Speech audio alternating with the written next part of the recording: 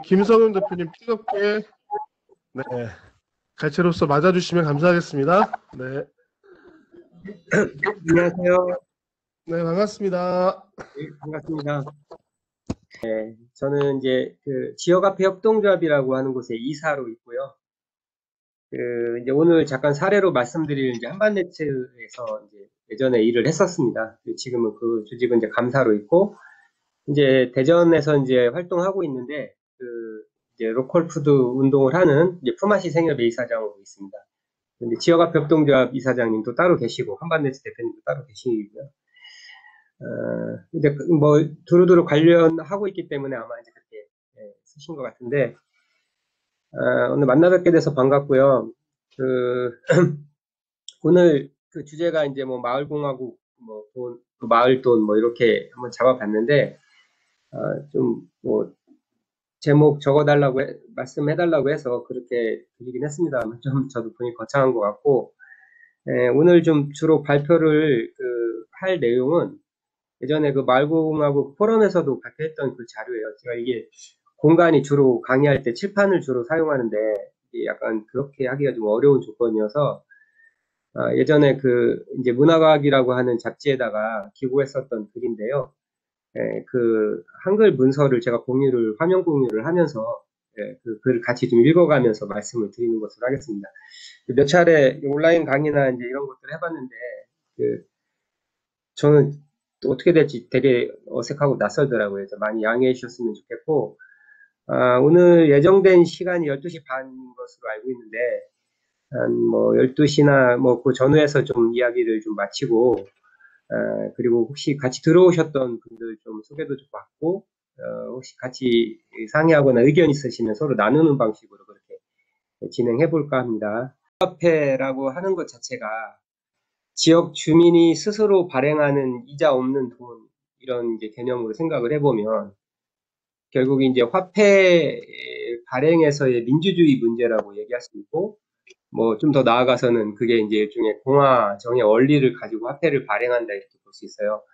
지금은 이제 정치 체제로서는 이제 1인 1표의 공화정이 전 세계에게 이제 보편적인 방식으로 이제 이 정치 체제가 만들어졌습니다만, 많은 분들이 그 과정에서 이제 피도 흘리고 이렇게 해서 우리가 이제 공화국의 이념을 가지고서 형식적으로는 그런 것들이 만들어졌는데, 뭐 아시는 것처럼 이제 이 정치 형식의 어떤 공화정이 우리가 일상적으로 삶을 살고 생활하는 데 가장 밀접한 경제적인 영역에서 특히 그 부분을 이제 매개하거나 그 부분을 이제 주도해 나가거나 그 기본 원리가 되는 화폐를 발행하는 데 있어서는 사실 이제 국민들이나 시민들이 스스로 화폐를 발행한다 이렇게 볼 수는 없는 거잖아요. 결국 이제 돈 발행은 뭐 FRB에서 하든 한국은행에서 하든 또 이제 아시는 것처럼 결국 모든 은행이 예금과 대출이라고 하는 방식을 통해서 계속 화폐를 은행 금융 자본들이 발행하고 있는 것이기 때문에 돈이 돈을 발행하는 그런 구조로 되어 있잖아요. 그러다 보니까 결국 이게 이제 돈을 발행하는 자가 권력을 갖게 되어 있는 것이고, 우리는 이제 돈을 발행할 수 없는 시민들을 그 안에서 이 경제적인 공화정을 이룰 수는 없는 그런 거죠. 그래서 진정한 공화국을 만든다라고 하는 것은 정치와 경제 이 부분에서 이제 다 스스로 참여하고 결정할 수 있는, 그리고 그런 이제 민주적 운영 원리를 가졌을 때 가능한데, 정치 체제에서는 어느 정도 그게 만들어졌어도 경제 영역에서는 일종의 이제 돈의 독재 속에서 살고 있는 거죠. 돈이라는 왕정 속에 살고 있다 이렇게 볼 수 있다고 생각이 됩니다. 그리고 이제 이 공화국 얘기에 이제 앞에 붙은 마을이라고 하는 것은 그리고 이제 지역화폐가 추구하는 이제 신자유주의 세계화라고 하는 그 지구화의 물결에 가지고 있는, 결국 그 지구화가 전 지구를 돈의 공동체로 묶는 방식인데, 그 지구화가 만들어 놓은 여러 기후변화 위기가 됐든 사회 양극화의 위기가 됐든 식량의 위기가 됐든 여러 형식의 그 위기들을 계속해서 이제 만들어내고 있고, 그걸 더 심각하게 만들고 있잖아요. 그래서 그에 대한 대안이 이제 지구화를 지역화로 이렇게 만들어가는 대안의 방향을 우리는 가져야 된다고 보고, 그럴 때 이제 중요한 삶의 공간, 또 실천의 공간, 또 대안의 어떤 공간이자 영역이 이제 마을이라고 이제 우리는 생각한다고 봅니다. 그런 면에서 지구화에 해당하는 마을, 그다음에 또는 뭐 왕정이나 독재에 해당하는 이제 공화국이라고 하는 이념과 그것의 하나의 어떤 면에서는 살림살이 측면에서 중요한 영역을 차지하고 있는 이제 돈의 문제들을 같이 한번 생각해 보는 것이 원래의 지역화폐라고 생각이 되어서 이제 제목을 일단 그 이제 주최하신 분들이 이제 그 일을 함께 하시는 분들이기 때문에 그렇게 잡아봤습니다. 그리고 이제 주로 발표할 내용들은 이제 실제 대전에서 있었던 일들을 중심으로 해서 이제 말씀을 드려볼게요. 이제 대전에서는 이제 1997년 이제 IMF 외환위기를 계기로 해서 1999년도에 이제 대전의 옛 지명이 한밭이니까 거기에다가 1980년대에 그 캐나다 코목스밸리에서 있었던 레츠라고 하는 그 시스템을 벤치마킹해서 대전에서 이 레츠를 해보자 해서 이제 지역화폐 운동이 이제 대전에서 시작을 하게 되었습니다. 이제 처음에 이 지역화폐에 대한 논의는 그 이제 우리나라 녹색평론에서 처음 이제 지역화폐에 관련된 논의들이 이제 있어 왔죠. 그랬고 뭐 미래를 내다보는 사람들이라고 하는 단체나 뭐 여러 그 단체들에서 이제 지역화폐들을 이제 소개하고 실제 실천도 하고 이제 이렇게 해왔었고요.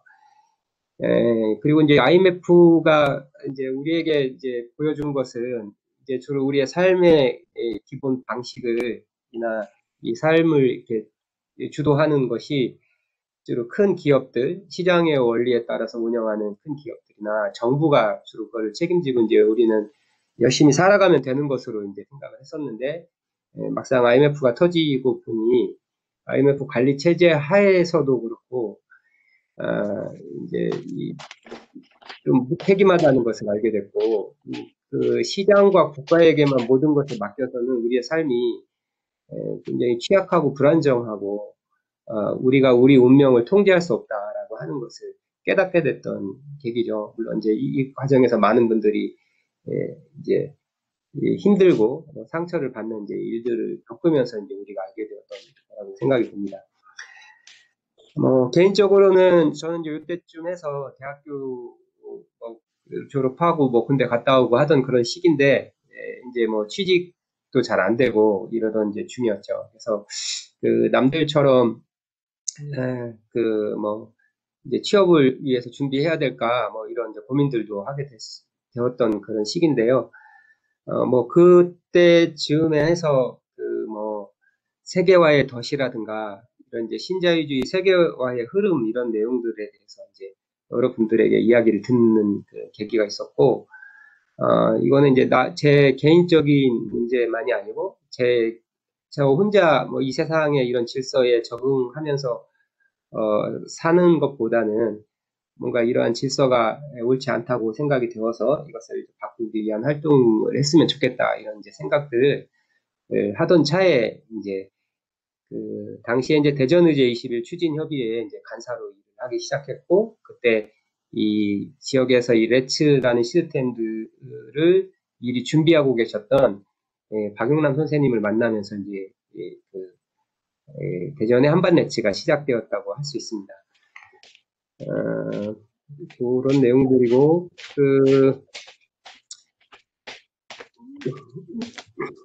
이제 자료 내용 보시면 되고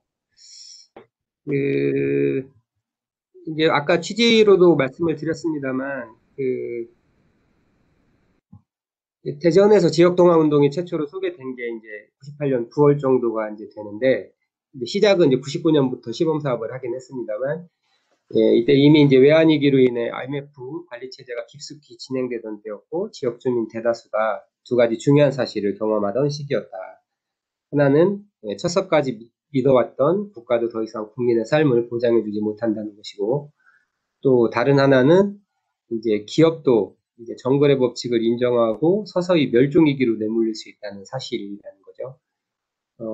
이 금융자본, 이 돈놀이를 함으로 절대 무너지지 않을 것 같았던 은행도 붕괴될 수 있다는 사실을 목격했던 그런 시기였다고 봅니다.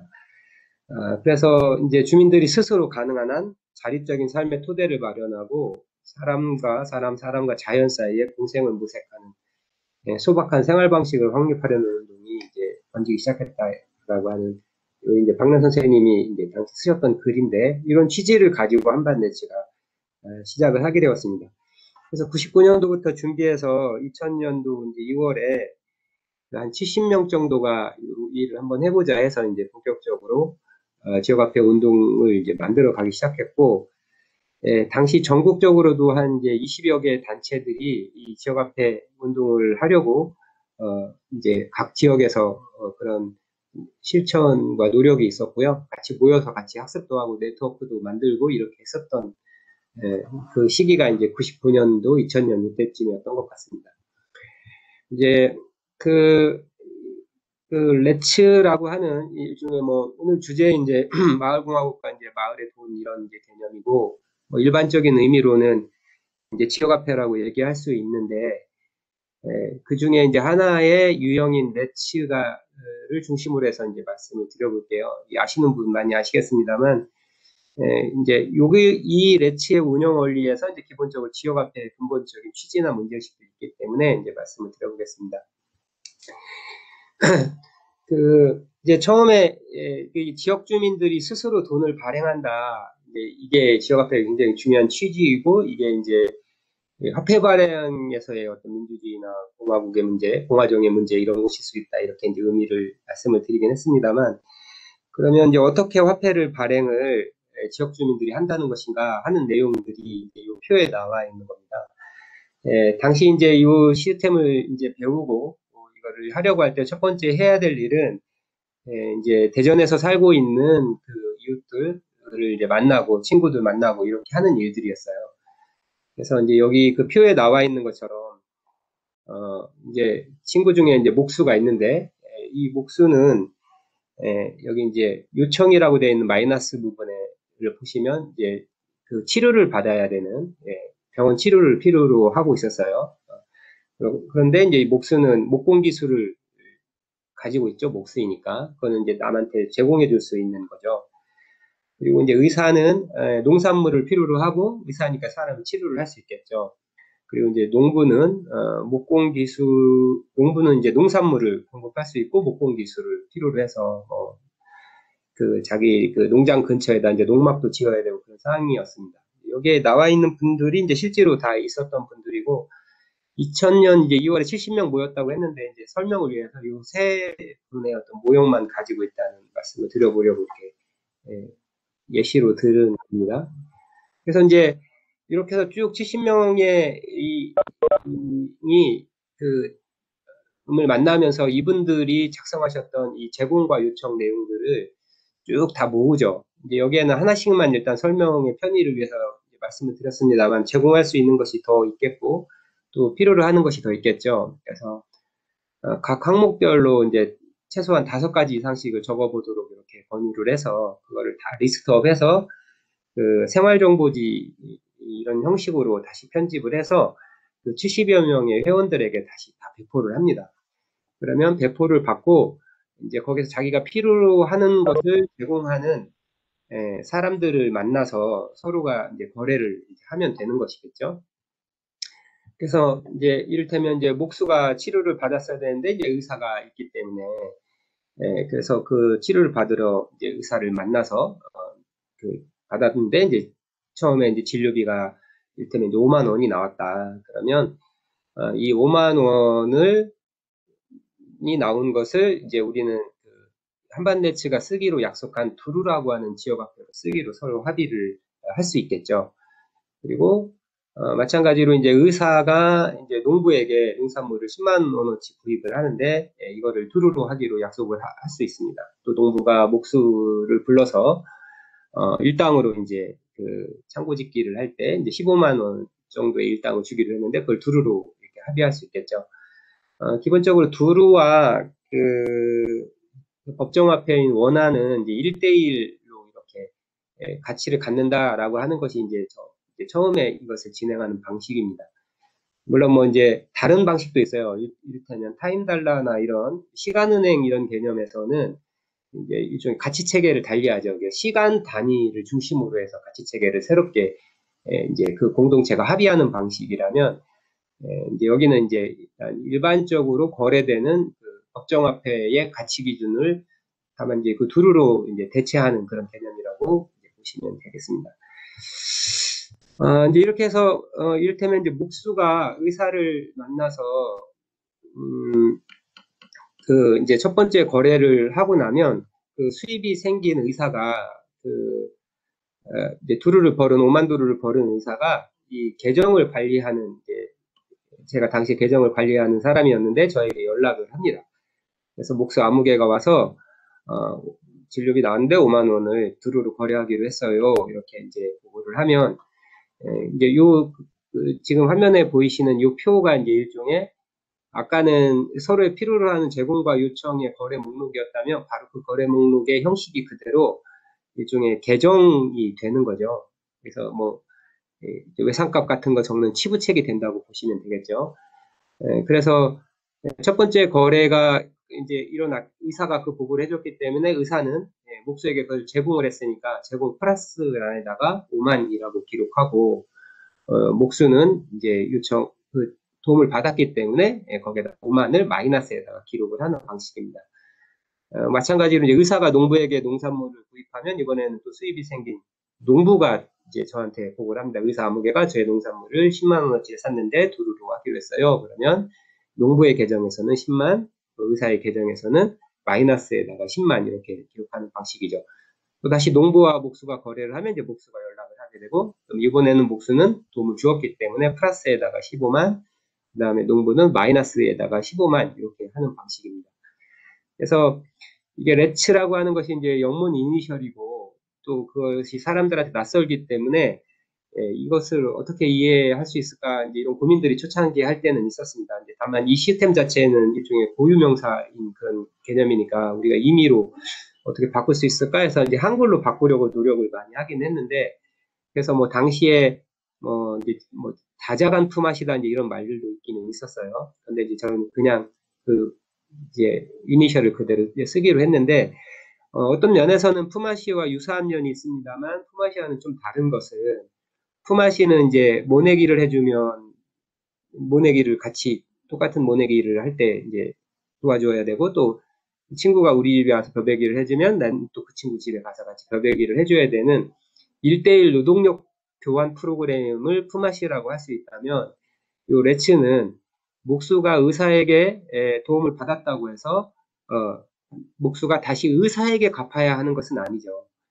목수가 의사한테 도움을 받고 목수는 목수를 필요로 하는 농부에게 갚아도 되는 그런 내용들이고 그 다음에 당시에 뭐 농경사회에서의 뭐 모내기든 벼베기든 하는 그런 품앗이는 또 노동의 내용들이 같은 등가로 교환될 수 있는 내용들이기 때문에 특별히 그 가치를 측정하거나 가치를 매개하거나 저장하는 방식의 화폐의 개념이 이제 필요하지 않을 수 있었지만 이제 현대 산업사회에서는 다 농사를 짓는 게 아니고 서로 다 직업도 다르고 분업화된 사회를 살고 있으니까 서로가 주고받는 재화 서비스의 가치가 다를 수 있잖아요. 그러면 이제 그것을 그냥 단지 기억에 의존하고 내가 너 도와줬어라고 하는 것으로 남길 수 있지를 않기 때문에 이제 화폐라는 형식이 필요하게 되는 거죠.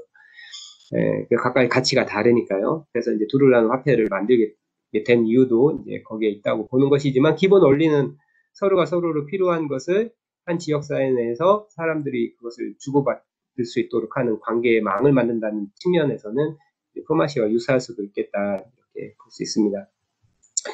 그래서 이러한 이제 레츠가 되면 돈이 사라진 IMF 이후에 돈이 사람들이 없어서 살기 어려운 시대에 그것에 어떤 대안을 만들고자 했었던 거죠. 이를테면 그 목수는 목공 기술을 가지고 있고 그 농부는 목공 기술이 필요한데 만약에 농부가 이 목수를 부르려면 이제 돈을 가지고 목수를 불러야 하는데 이제 이 농부가 돈이 없으면은 목수를 부를 수 없잖아요.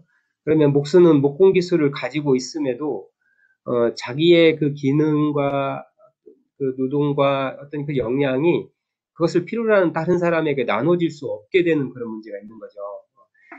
그래서 돈이 사라지는 순간에 각각이 가지고 있는 제어와 서비스와 본인의 각각의 역량과 자산들이 다 이제 의미가 없어지게 되는 그런 개념들이 이제 있는 거죠. 그거는 예전에 이제 품앗이 방식으로 살던 그 농경 시대와 달리 이제 우리가 현재 살고 있는 사회는 이제 돈의 공동체 시대에 살고 있는 거잖아요. 돈의 공동체라고 하는 것은 뭐 예전이나 지금이나 뭐 그 공동체가 뭐 무너졌다 해체됐다 이렇게 얘기하지만 사실 그거는 엄밀하게 말하면 맞는 말이 아니고 공동체의 성격이 이제 돈의 공동체로 바뀌었다는 것이고 타인의 노동을 필요로 하면서 살아갈 수밖에 없는 관계 방식을 공동체라고 이해를 한다면 그것을 매개하는 이제 유일한 수단이 돈이기 때문에 이제 그 돈이 사라지면 이제 사람들이 굉장히 어렵게 되는 그런 구조죠.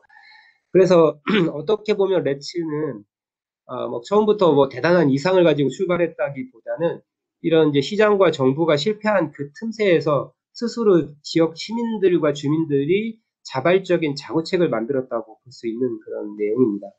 그래서 뭐 개념적으로 정리를 하자면 특정한 지역사회 주민 간 협력과 연대를 위해서 지역 주민 스스로 발행을 하는 돈인데 여기에 이제 일시적으로는 각각의 그 계정들이 각각의 사람들은 특정한 시점에서는 플러스일 수도 있고 마이너스일 수도 있지만 플러스가 있다고 해서 마이너스가 있다고 해서 거기에 이자를 붙이는 방식은 아니라는 거죠. 일반적으로 은행에서의 계정이 잔고가 남으면 플러스는 플러스대로 마이너스는 마이너스대로 이자를 붙이는 방식이잖아요. 근데 저희는 그건 단지 기록하는 것일 뿐 거기다 이자를 붙이지는 않으려고 하는 것이 이제 있는 거죠. 기본적으로 이자라는 시스템 자체가 돈을 낳는 그런 구조가 되면서 사람들이 다 돈을 추구하는 그런 이유가 거기에 이자 때문에 생기는 거니까 저희 이제 이자를 이제 붙이지는 않으려고 했던 그런 내용들입니다.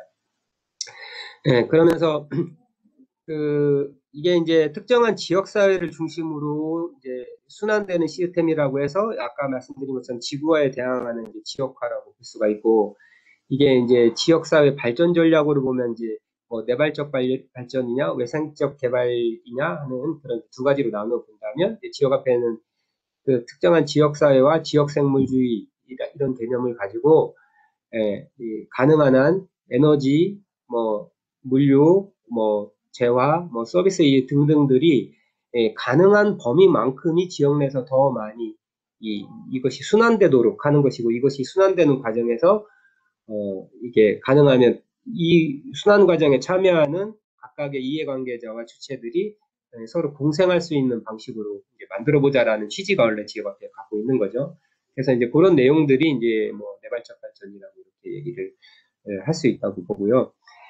결국 이 지역화폐가 이 내발적 발전이라고 하는 담론을 가지고 진행된 운동이고 이 내발적 발전이라고 하는 내용을 이제 박진도 선생님의 이제 정의에 따르면 지역 발전의 주체를 지역 그 자체로 설정하고 지역 발전의 동력을 원칙적으로 지역 내부에서 찾는 것이라고 할 수 있습니다. 그래서 지역 자원을 최대한 활용해 지역 발전의 성과가 지역 내에 보존되도록 하는 것이 중시되면서 발전 목표로는 통합적인 발전을 통한 지속 가능한 발전을 뭐 추구한다. 그리고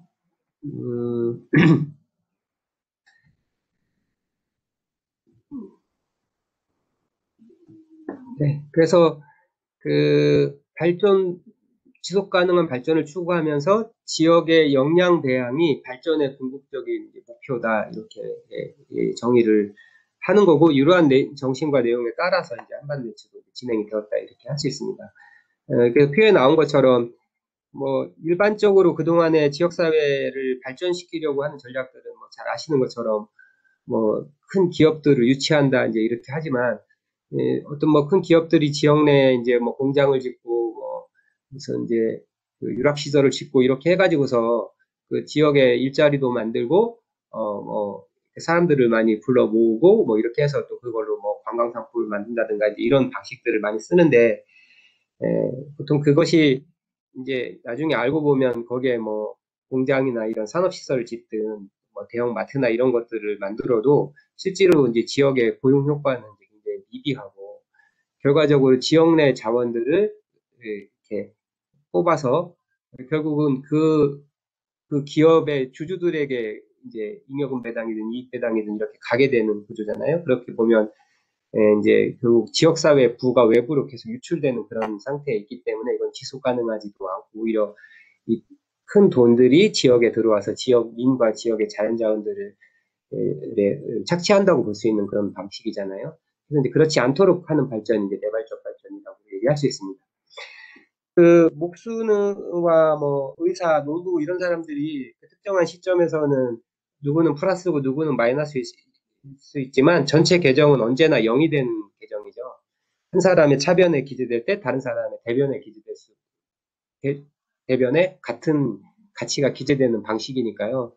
근데 결국 이 0이 의미하는 것은 아무런 뭐 의미가 없다 이런 개념이라기보단 이제 이것에 어떤 그 자연 생태계와 인간 사이가 유지되는 원리가 순환과 공생의 이치라는 것을 의미한다고 볼 수 있습니다. 그래서 이제 일각에서는 이러한 레츠의 이런 방식들을 이제 뭐 약간 뭐 음양화폐다 이렇게 얘기를 해요. 뭐 우리 이제 뭐 무극, 태극, 황극 이렇게 할 때 그런 사상에 입각해서 이제 음양의 원리로 이루어진 그런 구조라고 이제 해석을 할 수도 있다고 봅니다. 그리고 이제 아까 이제 공화국 말씀도 드렸습니다만 이 화폐 발행의 주체가 지역민이 스스로 한다는 거죠.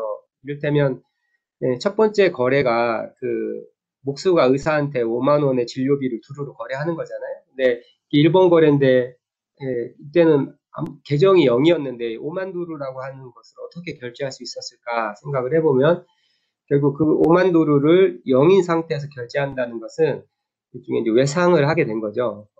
빚을 내게 된 거라고 볼 수 있습니다. 근데 이런 이제 외상과 빚이라고 하는 것이 이제 모르는 사람한테는 그것을 외상 거래나 빚을 낼 수가 없죠. 그래서 이제 그럴 때 결국 이 외상 거래든 빚이든 하는 것은 결국 그것이 신용을 바탕으로 하게 되는 거고 외상 외상은 결과적으로 빚이고 빚은 결과적으로 신용이라고 본다면 결국 이것이 돈의 본질이라고 얘기할 수 있습니다. 실제 경제학에서도 화폐를 발행한다는 것이 이제 신용을 창조하는 것이라고 보는 것이고 결국 이제 지금은 그러면 누가 화폐를 발행하느냐 하면 이 신용을 창조해서 돈을 빌려주거나 이렇게 하는 이제 모든 은행들이 다 돈을 발행한다 이렇게 얘기할 수 있습니다.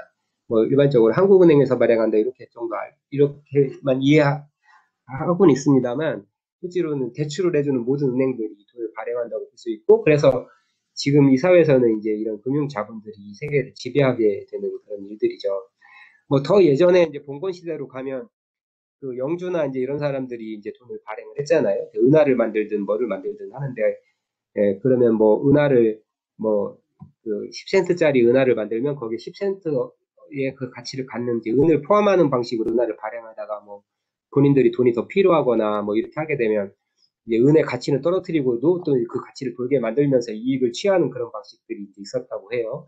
이런 것이 이제 세뇨리지라고 부르는 이제 화폐 발행 이익이라고 하는 것이고 결국 이게 뭐 은이라는 가치로 매기든 이자라는 방식으로 매기든 결국 이제 화폐를 발행하는 자들이 이제 이익을 갖게 되는 그런 구조라고 하는 거고 그러다 보니 결국 이제 은행이 계속해서 돈을 화폐 발행 이익을 갖게 되는 거잖아요.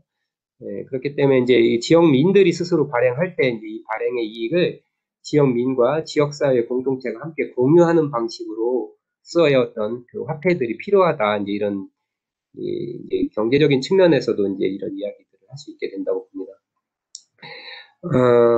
그래서 뭐 요 레츠에서는 뭐 이제 특별히 마이너스를 누군가 계속 일방적으로 하고 그리고 플러스를 하지 않아서 계정의 균형을 맞추지 못하면서 이제 일종의 염치 없이 이런 사람들이 생기면 어떡하느냐 하는 이제 그런 이야기들이 있었습니다만 특별히 그것이 문제가 된다고 볼 수 없고 그럴 수도 있다고 생각하면서 그거에 어떤 제재를 가하는 그런 이제 규칙을 만드는 것 자체가 이런 우리가 레츠를 하는 시스템에 서로 신뢰를 바탕으로 한다는 그 취지에 어긋난다고 보기 때문에 한반도체에서는 이제 특별히 한선 같은 것을 두거나 여기에 따른 이제 마이너스만 계속 못하도록 하는 규칙을 만들지는 않았고 그랬음에도 불구하고 뭐 대부분의 사람들이 본인들의 자기 스스로의 어떤 그 도덕적인 어떤 생각 판단들이나 어떤 양심에 따라서 거래를 해왔기 때문에 그런 얌체들 때문에 뭐가 시스템이 붕괴되거나 하는 일들은 이제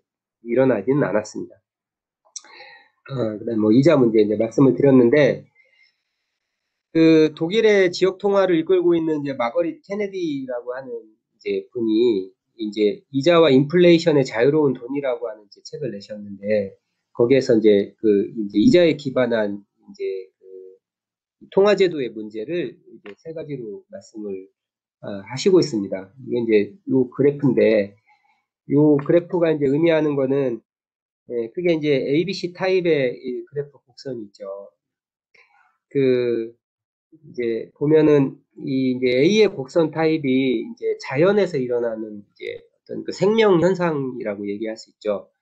그래서 처음에 태어나서 초창기에 이제 이렇게 뭐 사람으로 치면 아이로 태어나서 아주 급격하게 아이들이 자라죠. 그래서 뭐 18, 19 이렇게까지 급격하게 자라다가 그 상태로 이제 쭉 이제 항상성을 유지하면서 이렇게 유지하고 가다가 이제 마지막에는 뒤까지는 그래프 그려져 있지 않습니다만 이렇게 이제 죽음을 맞이하는 이런 거고, 이건 사람뿐만 아니라 모든 생명체는 인간의 어떤 인간을 포함한 자연 생태계는 이러한 그 생태계 속에 살아가는 생명들은 이러한 원리들을 갖고 이제 있다는 것이고요. 그 다음에 이제 이 점선으로 되어 있는 이 비곡선은 이제 뭐냐면 이게 이제 암세포의 곡선이에요. 이를테면 이제 암세포는 결국 이 숙주를 기생해서 숙주를 이제 퍼먹고 성장하는 그런 걸 가지고 있고, 암세포는 숙주가 무너지는 시점까지 해서 계속 발전하도록 되어 있는 그런 구조를 갖고 있죠. 그래서 결국 숙주가 쓰러지면서 같이 이제 사라지는 그런 생명현상의 원리를 갖고 있는 그것이 이제 암세포의 그 곡선이고, 그다음에 이제 여기 C타입이 이제 지금 이제 우리가 보는 이제 현재 화폐 발행 시스템이에요. 그래서 점점 더 많은 이제 어떤 이자나 이런 것들, 이자가 이자를 낳고 다시 그 복리 이자가 뭐 이렇게 되고 하는 그런 방식이죠. 어떻게 보면 이제 암세포보다도 더 이제 이 지속 가능성 혹은 순환성이라고 하는 것에 위배되는 현상들을 갖고 있는 거죠. 근데 인간을 포함한 생명과 생태계는 이 자연의 순환 원리 속에서 함께 살아야 되는데, 그것을 오히려 거역하거나 그것의 그런 이 생명 현상과는 정반대적인 생명을 위협하는 그 방식으로 돈이 작동을 하면서 결국 이것이 인간과 인간 사회 또 자연 생태계에 이제 위협을 끼치게 된다라고 하는 것을 상징적으로 표현하는 그래프라고 얘기할 수 있습니다. 뭐 이분 마거리 케네디가 이제 예를 들었던 것이, 이분은 약간 좀 옛날 문서이긴 합니다만, 만일 예수의 아버지 요셉이 그 예수가 태어났을 때 미국의 달러로 1달러를 연리 5% 복리로 예금하고 있었을 경우에, 그 다음에 그것이 이제 1990년 그죠? 되는 시점에서는 지구 최적의 1340억 배에 달하는 예금 자금을 갖게 될 것이다. 이런 경제 제도가 이제 파탄 나지 않을 수 없게 되는 것이고, 뭐 그냥 뭐 직관적으로는 저희가 이제 돈이 필요해서 뭐 봉급생활 임금 노동자로 살아가는 사람이든 수많은 자영업을 하는 사람이든 기업을 운영하는 사람이든 은행에다 돈을 빌리면 뭐 3%를 빌리든 10%를 빌리든 하게 되면 결국은 어떻게 되냐면 자기 수입이 그 이자 비용 이상을 계속해서 더 많이 벌어내지 않으면 결국 파산하게 되는 그런 거잖아요. 그러니까 이게 돈이 좀 부족해서 돈을 빌리면 그 빌린 돈의 이자 이상의 이윤율을 갖도록 살아야 하기 때문에 이 엄청난 또 경쟁과 치열한 삶을 살면서도 사실 그것을 갖추기가 어려운 거는 전 세계의 경제 구조 자체가 예전처럼 계속해서 호황으로 발전하는 것이 아니라 지금 특히나 최근에 와서는 저성장이나 혹은 뭐 제로 성장 또 마이너스 성장까지도 생각해야 되는 시기라고 하면, 소수의 몇몇의 어떤 승자들을 제외하고는 나머지 대다수는 이 경쟁에서 패배하게 되고 이 이윤율을 이자만큼의 이윤율을 감당할 수 없어서 이제 어려움에 빠지게 되는 그런 상태가 있는 것인지 현재 그 화폐 발행의 문제라고 보는 것이고요. 이건 개인이 돈을 내는 것뿐만 아니라 아시는 것처럼 이제 많은 정부나 지방 정부까지 포함해서 뭐 도로를 놓는다든가 뭐 하는 이제 큰 기관사 시설에 투자를 해야 되는 것들은 지방 정부가 그 당장 돈을 조달하기가 어려울 경우에 뭐 프랑스 자본을 끌어다 쓰든 뭐 일본 자본을 끌어다 쓰든 이렇게 해서 이제 그 투자를 하잖아요. 도로 같은 거 특히 그렇게 놓고 나면 이제 계속해서 우리가 도로를 지날 때마다 돈을 내야 되고 하는 것들이 있는데, 결국 지방정부는 그렇게 투자해서 매체를 끌어가지고 그 시설을 만들고 나면 거기에 따른 이자 비용 부담을 결국 국민들한테 세금으로 부담시키게 되는 구조들이 있는 것이기 때문에, 나는 개인적으로 빚이 없기 때문에 빚 때문에 자유로워 이렇게 말할 수 없는 거죠. 모든 정부가 빚을 내서 이런 일들을 하고 있으니까요. 뭐 자연스럽게 이러한 것이 가난한 사람의 소득이 이제 부자에게 점점 옮겨가게 되죠. 아무튼 뭐 이런 취지를 가지고 지역 주민들이 스스로 돈도 발행하고 그리고 이자도 없이 서로 돕는 이런 것을 해보자라고 하는 취지가 이제 레츠의 시스템인데, 이걸 2000년도 이제 2월 달부터 시작을 했지만 실제로 이것이 잘 되지 않았어요. 저희 한반네츠 같은 경우에도 2000년도 2월 달에 뭐 한 건 정도 거래가 있었고, 뭐 그 3월 달에 한 3건, 그렇게 조금씩 늘어나나 했지만 다시 뭐 4월 달 되니까 거래가 이제 뭐 한 건 뭐 이런 식으로, 그것도 뭐 한 건, 3건, 한 건인 이런 거래도 거의 형식적으로 억지로 만들었었던 그런 거래라고 볼 수 있고, 그러니까 뭐 제가 막 주선을 해야지만 하는 거래였던 거죠. 조금 더 제가 주선을 했었어야 되는지도 모르겠습니다만, 아무튼 원래는 제가 70명의 회원을 모집하는 일들을 초기에는 하기는 했습니다만, 제가 70명의 회원과 저를 중심으로 나머지 70명이 저를 둘러싸면서 거래를 하려고 이것을 시스템을 만든 것은 아니잖아요. 여기 70명들이 서로 간에 그 거래를 해야지만 가능한 건데, 이 분들이 각자 알아서 찾아서 그런 거래를 하지 않더라라고 하는 것이 이제 그때 우리가 경험을 했던 겁니다. 그러니까 뭐 문 열고 이제 새로 창업했는데 3달 동안 이렇게 손님이 안 왔으면 이제 원래 그 장사는 빨리 이제 접어야 되는 일이겠죠. 실제로 이거는 한반네츠뿐만 아니라 그 99년, 2000년 이렇게 시기를 경과하면서 전국적으로 한 20여 개의 이 네츠 시스템을 하려고 하는 단체가 있었다고 말씀드렸잖아요. 그 단체들이 대부분이 겪는 일들이었어요. 되게 뭐 시스템상이나 다른 나라에서의 사례들은 굉장히 거래가 잘 된다고 했는데, 막상 해보려고 하니까 이 거래들이 잘 되지 않았고, 뭐 한반네츠는 뭐 특별한 단체나 모태가 없이 이제 처음부터 조직해서 아주 적은 인원으로 했기 때문에 그렇다 치더라도, 이를테면 어떤 단체들은 회원이 한 2,000명, 뭐 3,000명 이렇게 되는 단체들이 이 시스템을 하자고 해서 진행됐던 곳들도 있거든요. 근데 그런 데들도 역시 이렇게 거래가 잘 되지는 않았었던 거예요.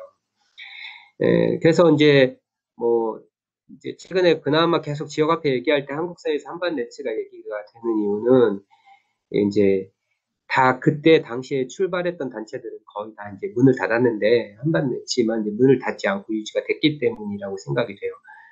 뭐 자주 말씀드립니다만, 그래서 뭐 한반네츠는 어떻게 해서 성공할 수 있었냐 이제 이렇게 말씀들을 하지만, 저는 뭐 여전히 한반네츠는 성공한 사례는 아니고 다만 이제 망하지 않은 사례일 거라고 생각을 합니다. 그래서 이제 오늘 이제 한반네츠의 어떤 그 사례를 통해서 이제 우리가 생각해 볼 거는, 왜 다른 데들은 망했을까? 그리고 그리고 한반네츠는 또 어떻게 해서 망하지 않을 수 있었을까? 이러한 내용의 어떤 그 경험, 이런 것이 이제 그 다음에 우리가 그 새로운 유형의 지역 주민 스스로 발행하는 지역 화폐들을 만든다고 했었을 때 주는 시사점이 있을 거라고 생각하고 이제 그 말씀을 드리도록 하겠습니다. 일단 이것부터 볼까요? 이런 거죠. 이제 아까 제가 말씀드린 것이 이제 이 표인데,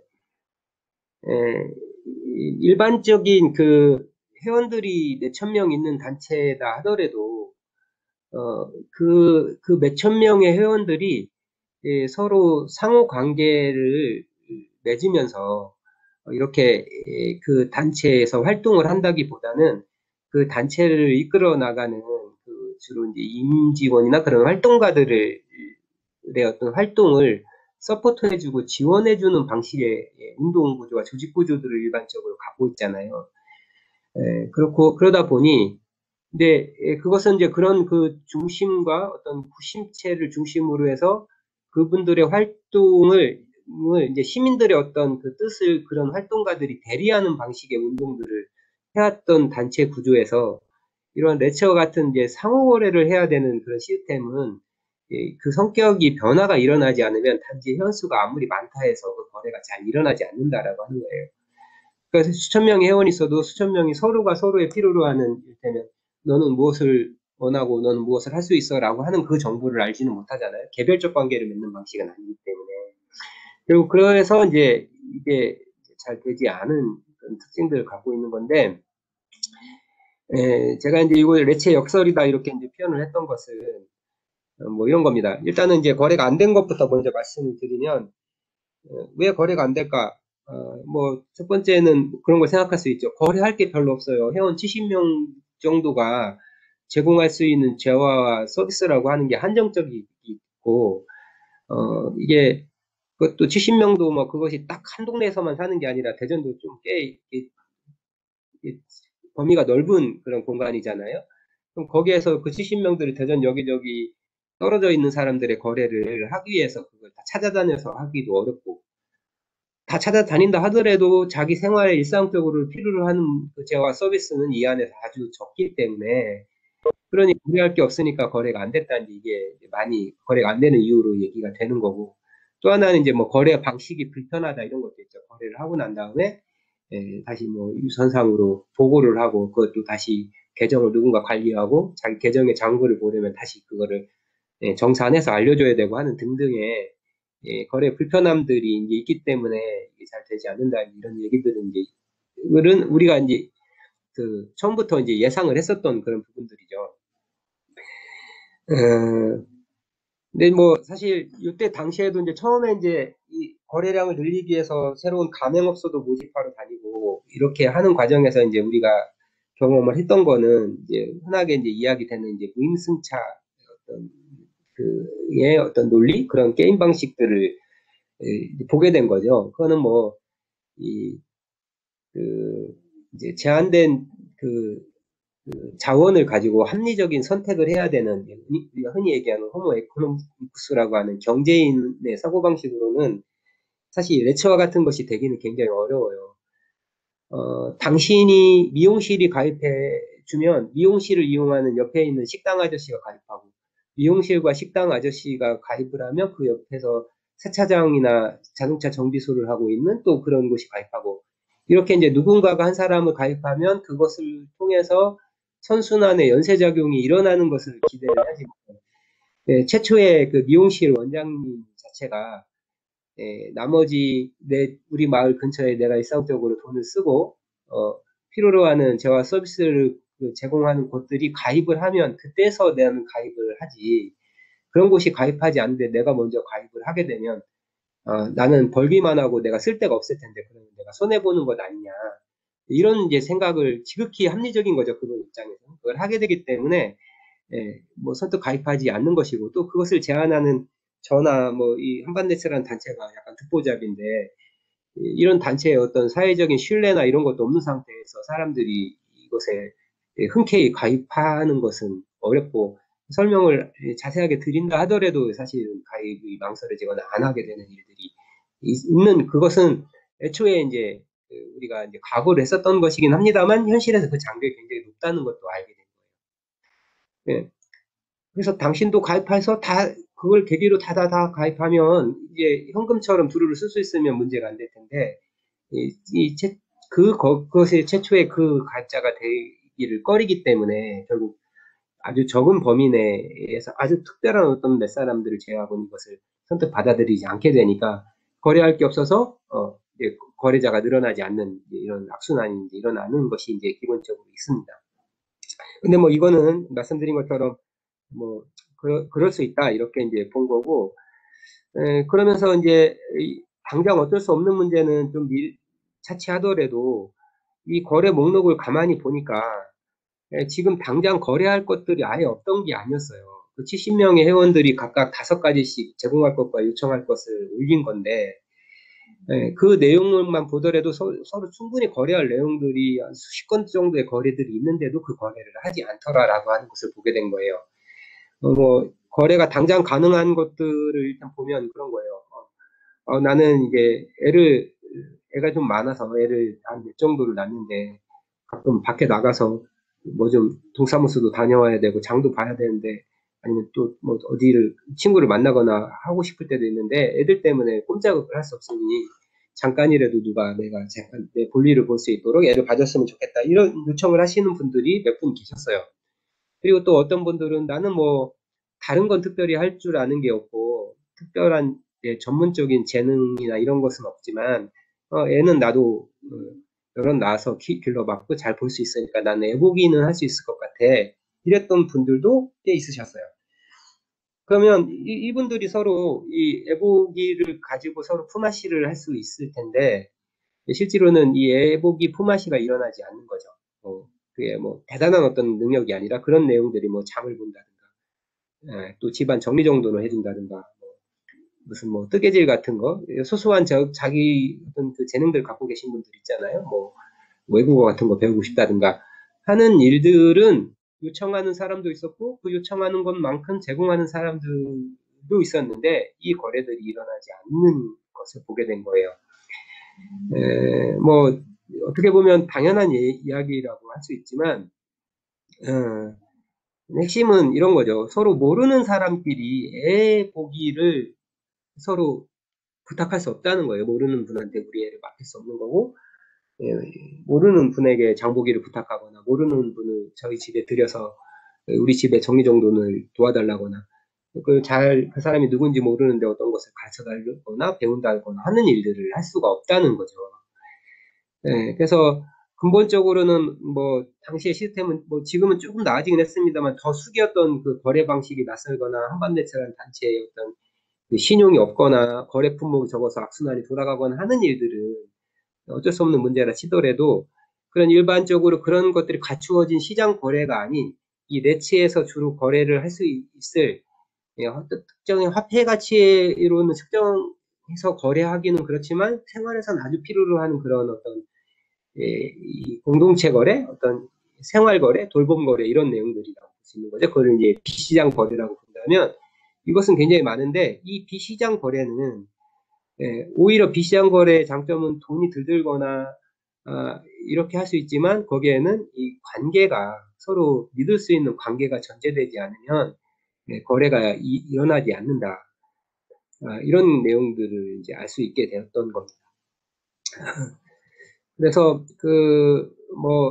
그러면 이제 약간 시장형 거래라고 할 수 있는 뭐 미용실이 됐든 뭐 병원이 됐든 어떤 뭐 식당이 됐든 이런 것들 있잖아요. 그런 데들조차도 이 레츠의 시스템이 가지고 있는 그 특성상 그 현금으로 거래하지 않고 두루로 거래하지 않고 이야기하는 것 자체가 뭔가 그분에게 민폐를 끼치는 것 같고 이렇게 그 부담을 주는 것 같다는 생각이 들기 때문에 오히려 찾아가지 못하고 그래도 어떻게 알게 돼서 찾아가더라도 두루로 거래하는 게 미안해서 뭐 현금으로 거래하려고 하거나 이제 이러는 게 있고 하는 이제 등등이 있으면서 오히려 그런 거래도 잘 일어나지 않았었던 거예요. 그래서 이론적이나 이상적으로는 레츠라는 시스템이 이렇게 작동을 하게 되면 이 지역화폐 레츠 같은 것이 추구하는 두 가지 목적.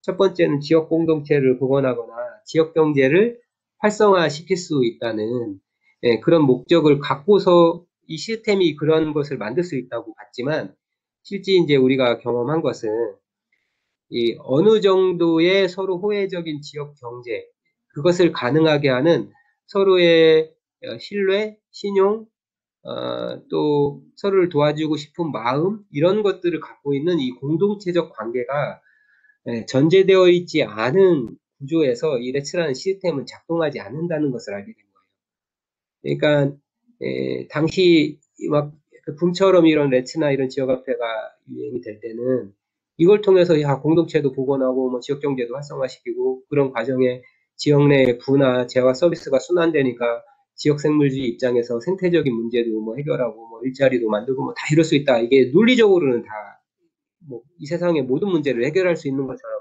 얘기가 되었지만 실제로는 가장 첫 번째 그것이 가능하기 위한 전제가 마련되어 있지 않았을 때는 이 시스템은 작동하지 않는 다 이런 거죠. 이게 이제 뭐 굳이 뭐 이렇게 개념하자면 이게 역설적인 상황이라고 이제 얘기를 할 수 있다 이렇게 본 거예요.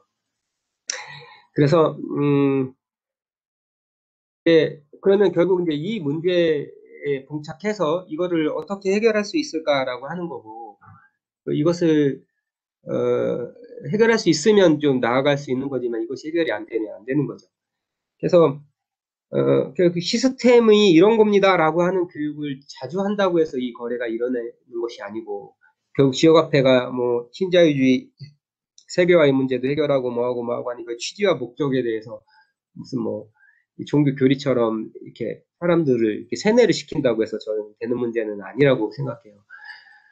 그런 것은 이제 일반적으로 거래 시스템과 방식을 이렇게 이해하도록 하는 것은 어려운 일이 아니니까 잠깐 말씀드리고 서로 이해하도록 하면 되는데 이제 중요한 거는 기꺼이 서로의 필요한 이 재화 서비스를 나누고 싶은 그리고 나눌 수 있는 최소한의 이 관계가 만들어지는 것이 이제 먼저 더 필요한 일이다 이제 이렇게 생각을 하게 된 겁니다.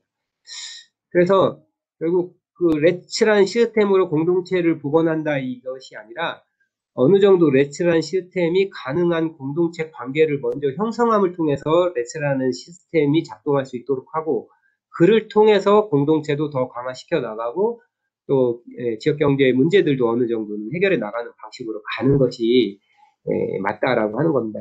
뭐 이렇게 말씀드리면 뭐 그렇긴 합니다만 어쨌든 이 대전에서 이 한반도에서를 함께했던 분들한테는 이 전환이 굉장히 중요한 어떤 패러다임의 전환이었다고 생각해요. 뭐 요즘 뭐 사회적 경제 또 거기에 뭐 대표적으로 뭐 협동조합이나 이런 이제 그 조직들을 얘기합니다만 그런 거잖아요. 무슨 사업을 하기 위해서 협동조합이라는 법인 형식을 만들면 협동이 일어날 것처럼 생각을 하지만 이 협동조합이라는 법인 형식이 협동을 만들 수 없다는 거죠. 협동을 만드는 거는 협동조합 법인이냐 뭐 주식회사 법인이냐 이런 것이 아닌 것 같아요. 물론 법인이라는 형식이 내용을 강조하는 것도 있지만 기본적으로는 최소한의 협동을 기꺼이 하고자 하는 사람들의 어떤 인적 결합들과 그 사람들이 공통으로 갖고 있는 어떤 뜻, 비전과 미션들을 합의하면서 그 일을 함께 하겠다는 사람들을 근거로 하고 나서 그 다음에 무슨 일을 하는 것이지 그냥 법인을 만들면 이제 안 하던 협동이 일어나지 않는 거죠. 그래서 레처란 시스템이 그걸 만들지 않죠. 지역화폐 거래나 공동체를 복원해주지 않는다라고 하는 것입니다. 물론 이제 어느 정도 그 기반이 있으면 그게 촉진작용을 하는 것이 이제 분명하니까 그 효용성은 있다고 볼 수 있는 거지만요. 그래서 시스템으로 관계 형성 조직화를 위한 정직한 노동과 시간을 들이지 않고 해결하려던 얄팍한 꾀가 결국은 거래 없음으로 들통나 버린 것이다. 이걸 이제 레츠의 역설이라고 얘기할 수 있겠다라고 하는 것입니다. 그래서 시스템과 공동체라는 이름의 호혜관계 형성은 서로 상호작용을 하게 되는데 그렇지만 본질적이고 더 먼저 있어야 될 것은 선차적인 것은 호혜관계의 조직화라고 얘기할 수 있습니다. 그러면 이제 결국 한반도체가 망하지 않았었던 거는 이제 그것을 만드는 일을 했다라고 하는 것이고 그래서 다시 이 표로 말씀드리는 것처럼 이게 특정한 어떤 사무국이라고 하는 그런 중앙과 중심으로 다 개별적인 그 거래에 참가하는 사람이든 회원이든이 관계하는 방식이 아니라 서로가 이제 상호적으로 관계하는 이런 이제 방식으로 조직을 전환하기 위한 활동들 결국 이것이 이제 공동체를 만든다라고 하는 것의 뜻인 것 같아요. 어떤 면에서는 이제 앞에 부분들은 이제 일종의 관료제 같은 것들의 모델이죠.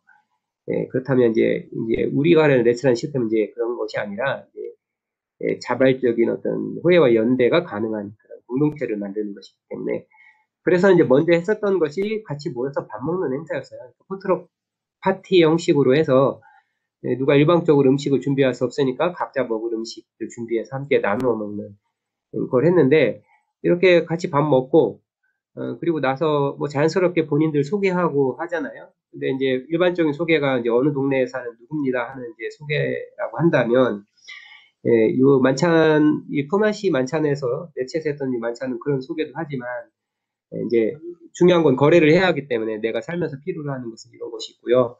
또 이것을 내가 할 수 있어요. 이제 이런 이야기들을 자기 삶의 어떤 필요한 부분, 이런 부분들을 나눌 수 있는 것들이 되고, 이렇게 해서 함께 밥 먹고, 얼굴을 보고, 또 자기가 힘든 것, 어려운 것, 또 자기가 도와줄 수 있는 것에 대한 이야기를 나누는 것 자체가 그런 그 관계를 만드는 일이었다고 생각해요. 그래서 뭐 관계를 만드는 일이다, 공동체가 어느 정도 있어야 된다라고 하는 게 무슨 대단히 높은 결사의 수준을 가져야 된다 이렇게 생각하진 않아요. 그러니까 이런 정도만 하더라도 사람들은 저는 기꺼이 나눌 수 있다고 생각해요. 얼굴도 알고 인사를 나눌 수 있게 되고 가족들도 데려와서 같이 밥도 먹고 이렇게 하는 그 모습, 성격이 조금 이상할 수도 있고 나랑 안 맞을 수도 있고 하더라도 일단 그것만 있어도 우리는 충분히 거래를 할 수 있는 관계가 된다고 보거든요. 그래서 예전에 어렸을 때 뭐 저희 어머니도 이제 어렸을 때 이제 장면을 떠올려 보면 저희 어머니가 저녁 식사 준비하다가 아유 나 깜빡했다 성은아 너 저기 동네 저 가게 가가지고 두부랑 콩나물 좀 사와 이렇게 얘기를 하면서 어머니가 저한테 돈을 안 주시거든요. 그럼 저는 그냥 그 가게에 가서 콩나물과 두부 좀 주세요. 그러면 아주머니가 돈도 안 받고 그걸 주죠. 대신에 이제 이 레치에서 계정 관리하는 것처럼 치부책에다 정리를 하잖아요. 근데 만약에 그 가게를 그 동네에 살지 않는 어떤 사람이 가서 물건을 달라고 하면 그냥 주진 않죠. 치부책에 적으면서 주지 않죠. 모르는 사람한테. 그러면 원래 동네에 살고 있는 사람들 중에서도 엄청나게 신뢰가 높고 똑바로 살고 정말 훌륭한 사람한테만 외상을 주느냐? 그렇지는 않아요. 계속 외상감을 못 갖기도 하고 이렇게 해도 그 동네에서 이렇게 저렇게 살고 있으면 외상을 줄 수 있는 그런 거라고 생각해요. 그래서 뭐 신뢰의 관계 이런 걸 맺는다는 걸 너무 무겁거나 어렵게 생각할 필요는 없다고 보는 거예요. 그런 것들을 하는 행사들이 소소하게 같이 먹거나 하는 이제 행사들, 이거 외에도 다양한 것들이 있을 수 있겠죠. 그래서 원래 이 목수는 의사가 있는지 알았어요. 이를 치료를 받아야 되고 치과 의사가 있다는 걸 알았기 때문에 그 치과 치료를 받으러 갔어야 되는데 아까 말씀드린 것처럼 내가 두루로 이렇게 거래하려고 하는 게 괜히 그분한테 민폐를 끼치는 것 같고 폐를 끼치는 것 같아서 가지 않았지만 이날 만찬에서 서로 만나서 같이 옆자리에서 밥을 먹은 거예요. 그러면서 자기 이 치료 받아야 된다 이 얘기를 하니까 이제 서로 바로 그 자리에서 이도 확인하고 이러면서 빨리 치과 오시라고 이렇게 얘기하면 그 다음날 치과를 갈 수 있는 거죠. 이제 이런 내용들이 이제 있다는 것이죠. 그리고 이제 이때 그 농부 같은 경우에는 이날 만찬에서 같이 밥 먹는 자리에요라고만 했는데 본인이 이제 특별히 부탁을 드리지 않았음에도 자기 그 1.5톤 그 트럭에다가 자기 뭐 열무 같은 거 이렇게 가득 싣고서 이제 오셨어요. 그래서 그분 때문에 시작된 게 이제 이 만찬 때 자연스럽게 장터가 같이 열리게 된 거예요. 그래서 뭐 그분이 어떤 생각으로 어떻게 농사를 짓고 최근에 귀농한 지 얼마 됐는데 이래서 힘들고 저래서 어려운데 이런 방식으로 진, 뭐 농산물입니다. 이렇게 하면 이제 거기 있는 사람들이 이제 그걸 눈에 보면, 그러면 이제 그것을 거래할 수 있게 된다라고 하는 겁니다. 그래서, 이 공동체 관계 형성에서 이제 되게 중요한 이제 표현 중에 하나가 이제 보이게 한다라고 하는 거라고 생각합니다. 이건 꼭 제 말이 아니라 많은 공동체를 했던 세계적인 지역에서 많이 이제 사례로서 이제 도는 이야기들인 거예요.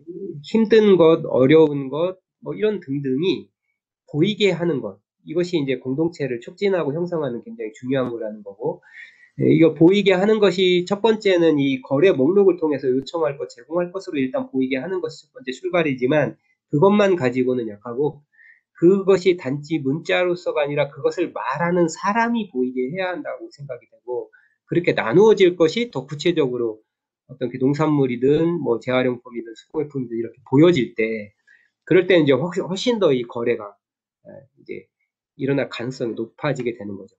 그래서 같이 밥 먹는 행사로 출발했던 만찬에서 서로 필요로 한 것을 이야기하고 그리고 이제 그게 그때그때 달라질 거 아니에요? 그래서 만찬 때마다 그 새로운 것도 얘기하고 이렇게 하는 거예요.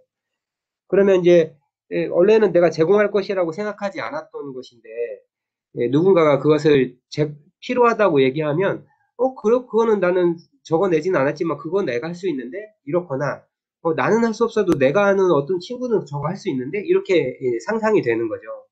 그러면 이제 아직 그 레츠의 회원이 아니었던 사람도 저거 누가 필요하고 이런 모임이 있으니까 너도 와서 그런 거 좀 도와주고 너도 네가 필요한 거 있잖아. 그거 누가 도와줬어요. 이 레츠 회원들 중에서 이러면서 이제 회원들이 조금 더 늘어날 수 있게 됐던 거죠. 이런 것을 하는 일들을 이제 품앗이 놀이라고 합니다. 이거는 이제 제가 워크숍 방법론으로도 이제 만들어 놓은 건데, 뭐 특별히 복잡한 것 없어요. 포스트잇 이렇게 마이너스 포스트잇, 플러스 포스트잇. 똑같은 포스트잇에 이제 마이너스 플러스만 위에다 적어서 둥그렇게 모여 앉아서 각 쪽지에다가 5가지 이상씩 적는 그런 것들이죠. 그러면 이제 이렇게 쭉 적고 이 적은 것을 발표를 합니다. 근데 아무리 오랫동안 자주 만났던 친한 사이도요, 이런 것을 잘 하지 않아요. 그냥 만나면 친한 사이니까 옛날 추억 얘기를 하거나 아니면 뭐 최근에 뭐 시사나 정세 문제든 뭐 최근에 즐거웠던 뭐 영화나 드라마 얘기든 이제 이런 얘기들을 나누면서 그냥 시간을 지내기가 쉽잖아요.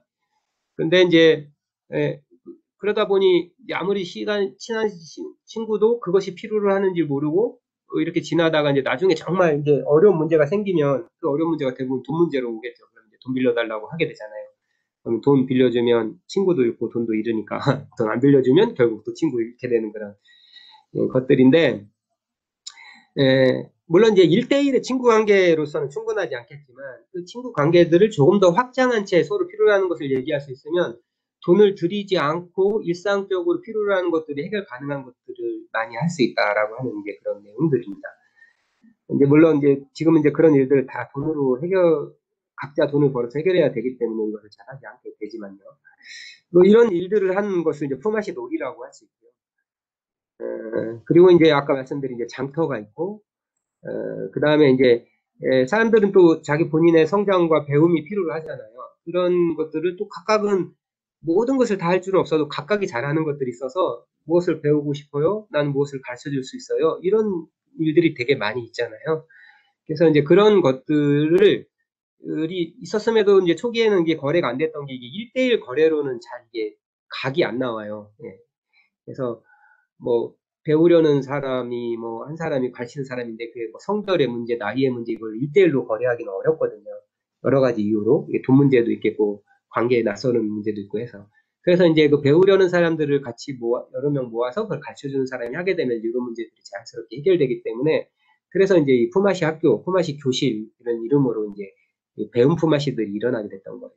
뭐 요리를 배운다든가 홈패션을 한다든가 뭐 외국어를 배운다든가 이렇게 하게 되면 이제 그것을 배우고 싶어서 그 자리에 가게 되지만 그 배움만 있는 것은 아니죠. 같이 모인 사람들이 일상적인 이야기들을 나누게 되고 서로 더 깊은 관계들을 맺게 되면서 또 자연스럽게 그것을 만나게 된 계기가 매치라는 어떤 시스템과 이 원리의 이 규칙에 따르는 모임이기 때문에 자연스럽게 삶에 필요로 하는 것들을 두루거래로 연결해서 이제 생각할 수 있게 되면서 그래서 이제 이러한 그 2000년도 2월에 거래가 시스템이 시작이 됐지만 2, 3, 4월 거래가 안 되다가 5월 정도에 만찬을 하고 나서부터 조금씩 거래가 일어나기 시작을 하게 됐고 그것이 어느 정도의 이렇게 좀 임계점을 지나면서는 거래량이 이게 배 이상씩 이렇게 증가하기 시작했던 것이 그게 이제 한반도체가에서 경험했었던 일들이고 이제 그래서 이제 망하지 않게 이제 유지를 할 수 있었던 겁니다.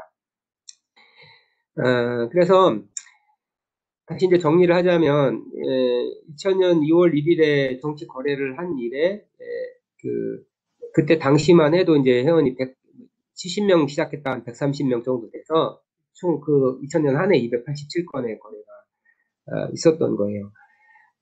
그래서 이거는 대부분 만찬을 통해 이루어졌고 이 만찬 때 만나서 다음에 거래하기로 약속된 그런 거래들이 대부분이었다라고 하는 거죠. 이거는 아주 작은 규모라고 할 수 있지만 한반네츠라는 그 공동체의 밑거름이 될 수 있었고 뭐 요즘 개념으로 하면 이게 성장할 수 있는 최초의 어떤 그 토대, 이런 사회적 자본의 토대라고 할 수 있겠죠. 이것이 구성이 됐다. 최초의 공동체가 만들어졌다. 그러니까 원래 공동체가 있었던 데들은 또 그것대로 예측을 하기에 약간 어려움이 있다고는 합니다만 그냥 이 시스템만 가지고 일반적으로 도시에서 사람을 모아서 할 때는 이제 이런 시사점들이 의미가 있을 거라고 생각을 하게 됩니다. 이제 2018년도 기준으로 보면 이제 뭐 거래량은 이제 10,000건 정도 이렇게 되고 거래 금액은 뭐 2억 7천만 원 뭐 이런 정도인데요. 이게 이제 한 2013년까지는 쭉 성장을 계속 하다가 그 이후로는 조금씩 감소하거나 약간 오르거나 하면서 약간 정체되어 있는 그런 상황이에요. 뭐 그렇기 때문에 계속해서 이제 성장을 해왔다면 이제 한반도체가 좀 이제 의미가 있고 되게 큰 성공 사례라고 얘기할 수 있겠지만 물론 한반도체는 여전히 이런 의미에서 의미는 있습니다만 이것이 뭔가 성공 모델이라고 할 수 없는 이유는 이제 현재의 상태가 이게 정체되어 있는 그런 것들이고 또 전체를 다 합친다고 해봐야 이게 뭐 한 700여 명이 모여서 이런 정도 거래 규모를 갖고 있는 것이기 때문에 어떤 그 지역사회의 어떤 변화를 만들어낸다는 측면에서는 지극히 한계적이다라고 하는 것을 이제 인정할 수밖에 없다고 저는 생각이 됩니다. 거래 건수나 이런 내용들 보면 이렇게 나와 있죠. 그래서 이런 흐름들을 갖고 있는 것이고요. 다만 이 거래는 비록 이렇게 양은 좀 그렇게 제한적이었다 하더라도 이 관계들은 더 깊어지고 더 확장이 되고 그것이 그만큼의 관계가 또 엄청난 경제적인 어떤 규모로까지는 성장하지 못했다 하더라도 어떤 새로운 모색과 도전을 하기에는 할 수 있는 기반이 되었다, 뭐 사회적 자본이 되었다 이렇게 말씀드렸잖아요. 그래서 이제 시작한 게 그게 이제 대전에 있는 이제 민들레 의료복지사회적협동조합이라고 하는 조직이에요. 위에도 이제 의사들 얘기 나왔습니다만 이 의사들이 초창기에 한두 명 매체 회원에 가입을 하고 이렇게 회원들과 같이 모여서 어울리고 만나고 친구가 되고 하다 보니까 그게 재밌잖아요. 그래서 그러면 이제 의사들이 자기 친구 의사들을 데리고 오고 이렇게 하다 보니까 한반도체 내 의사들이 많아졌어요. 그러던 중에 이제 2000년도에 하반기쯤에 작년처럼 그 의사들 그 의약분업을 계기로 해서 그 파업하고 하는 일들이 벌어지게 된 거예요. 그걸 보면서 우리가 돈의 문제에 대안을 만들기 위해서 돈도 새로 만든 사람인데 의료의 문제에 대안을 만들기 위해서 그 대안 의료를 만들기 위한 어떤 매체와 같은 협동과 연대와 나눔을 할 수 있지는 않아? 뭐 이렇게 자연스럽게 생각을 하게 된 것 같아요. 그래서 이제 시작된 것이 이제 2002년도에 당시에는 이제 생협법에 의해서 만들어졌어서 졌지만 민들레 의료생협이 만들어지게 된 거고 뭐 협동조합 기본법 이후 이제 조직 전환을 해서 이제 사회적 협동조합이 되어 있습니다. 그래서 이제 이 민들레 의료복지 사회적 협동조합은 이제 대전의 1호 사회적 기업이기도 하고 현재는 이제 조합원이 한 4,000세대 정도 있는 거죠. 직원도 이제 한 50명 정도 있고 이제 뭐 의원, 한의원, 치과, 건강검진센터, 뭐 노인복지센터, 주민참여 건강정리센터 이런 등등의 이런 이제 규모로 이제 성장을 할 수 있게 된 조직입니다.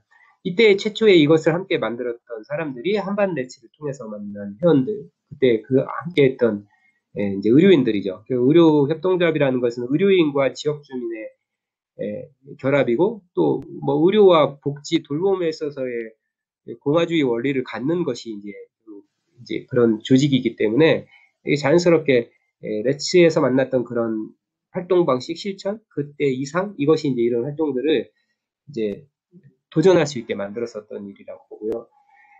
당시에 이제 아이들을 키우고 이러던 사람들이 많았는데 좀 더 대한 이런 이제 고민들을 많이 하다 보니까 자연스럽게 아이들 뭐 이제 초등학교 들어가야 되는 나이가 되고 들어가 봤더니 일반적인 그 학교 이 교육들이 이제 본인들의 어떤 지향이나 아이들도 맞지 않고 하게 되다 보니 이제 뭐 대안학교를 만들자. 그러면 대안학교도 이제 지역사회 학교를 만들고 그때도 뭐 이제 두루가 같이 돌아가는 그런 학교를 만들자 해서 이제 뭐 두루 학교 준비 모임 같은 것들도 만들고 그랬어요. 그런데 결국 이제 두루 학교의 그 이상으로 끝까지 가지는 못했습니다만 그리고 그때의 주체들이 같이 주축이 되어서 현재 이제 뭐 12년제 대안학교에 이제 꽃피는 학교나 이제 이런 학교들을 만드는 이제 모티브 가이드를 하게 됐고, 뭐 이러면서 이제 뭐 해외에도 좀 소개가 되고 이렇게 하면서 이제 성장을 해왔다고 볼 수 있습니다. 그리고 이제 제가 이제 현재 품앗이 생협이라고 하는 조직에 이제 이사장으로도 있습니다만, 이때 이제 초창기에 한반도체 거래에서 거래 품목으로 치면 거래의 1위가 결국 농산물이었어요. 그리고 이제 2위는 이런 특성 때문에 의료인들 특성 때문에 이제 의료 거래가 이제 두 번째 거래였었고 거의 의료 농산물 거래가 전체 거래의 한 30% 정도 차지하고 나머지가 의료가 또 한 20% 차지하고 뭐 이런 정도라고 볼 수 있거든요. 그러니까 뭐 이 안에서의 거래라 하더라도 이제 사람들이 일상생활에서 필요로 하는 재화와 서비스가 기본적으로 장착이 되었을 때 거래가 더 많이 확장되는 것이 있겠죠.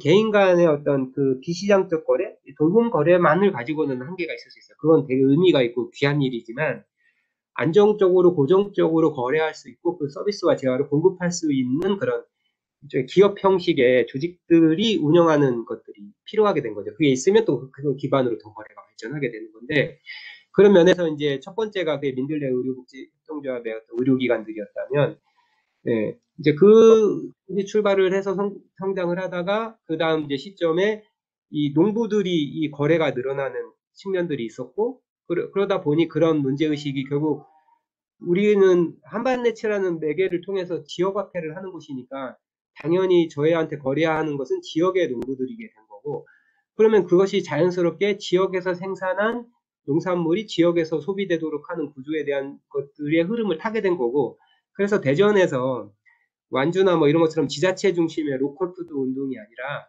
민간 조직을 중심으로 하는 로컬푸드 운동을 도시 내에서 일으킨 이제 최초의 모델이 대전에서 일어나게 됐었던 것은 바로 이런 이제 한반내츠가 이제 뿌려놓은 씨앗이었다고 생각이 듭니다.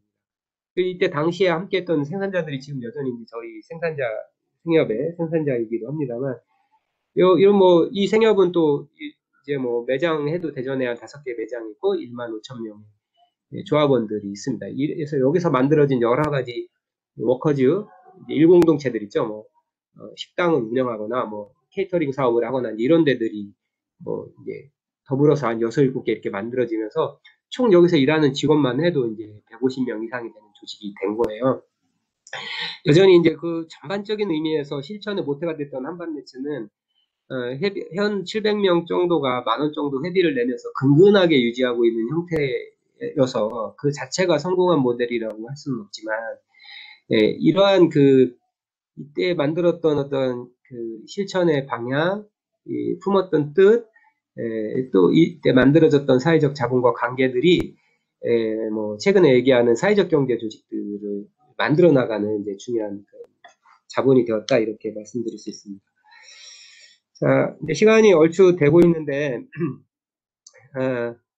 이제 정리를 하는 시점에서 이제 이것이 이제 본래적인 의미에서 민간이 그 스스로 발행하는 그 지역화폐 운동이었고, 이거는 이제 많은 지역사회에서 시도가 됐다 하더라도 굉장히 이거 하기가 어려운 것이거든요.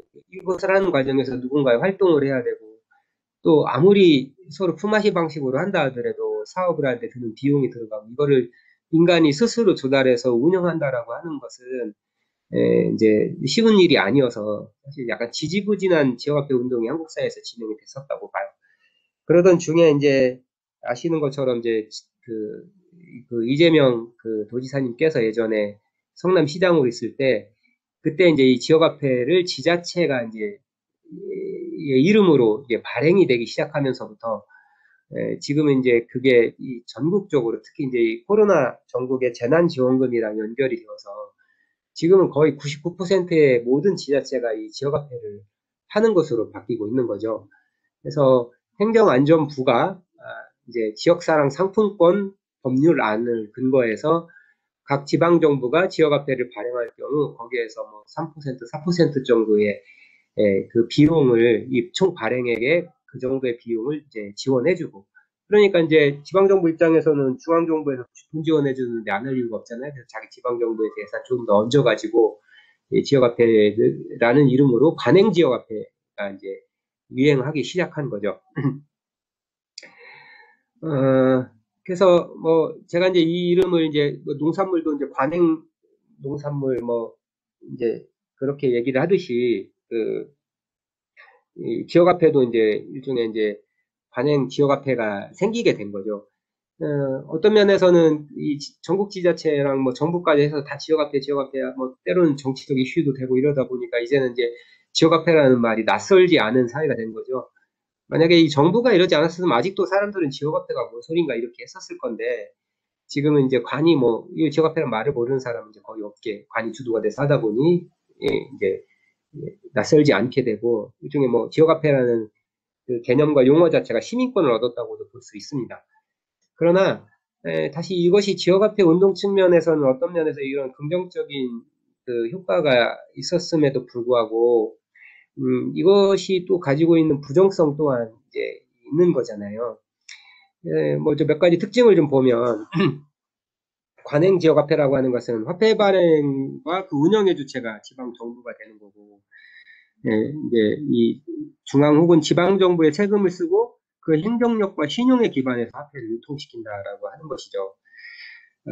근데 이제 이게 또 지자체가 적극적으로 나서서 지역화폐를 운영한 사례가 세계적으로도 있어요. 뭐 한국에 이제 소개됐던 사례들이 영국의 브리스톨 파운드라든가, 그 다음에 이제 뭐 제가 이제 개인적으로 제가 직접 방문해 봤었던 이제 프랑스의 솔 비올레트 같은 경우에는 이것도 이제 지방 정부가 아주 적극적으로 지역화폐를 지지를 하지만 지방 정부가 이 지역화폐 시스템과 이 조직을 직접 운영하지는 않아요. 지방정부 역할은 화폐 발행 비용을 대주거나 그 운영의 인프라를 제공해주는 방식들을 하는 거고, 뭐, 자기네 시가 가지고 있는 시립은행이나 이런 것들을 활용해서 하는 거고, 그 조직을 하고 관계를 촉진해서 거래를 만들어 나가고 하는 일들은 그 지역 공동체 이익회사 등의 지역 내에 이제 우리식으로 얘기하면 뭐 지역 관리 기업이라든가 뭐 어떤 사회적 경제 조직들이 그것을 운영하는 방식으로서 이건 이제 민간 주도로 하게 하는 그 기본적인 지역화폐의 취지.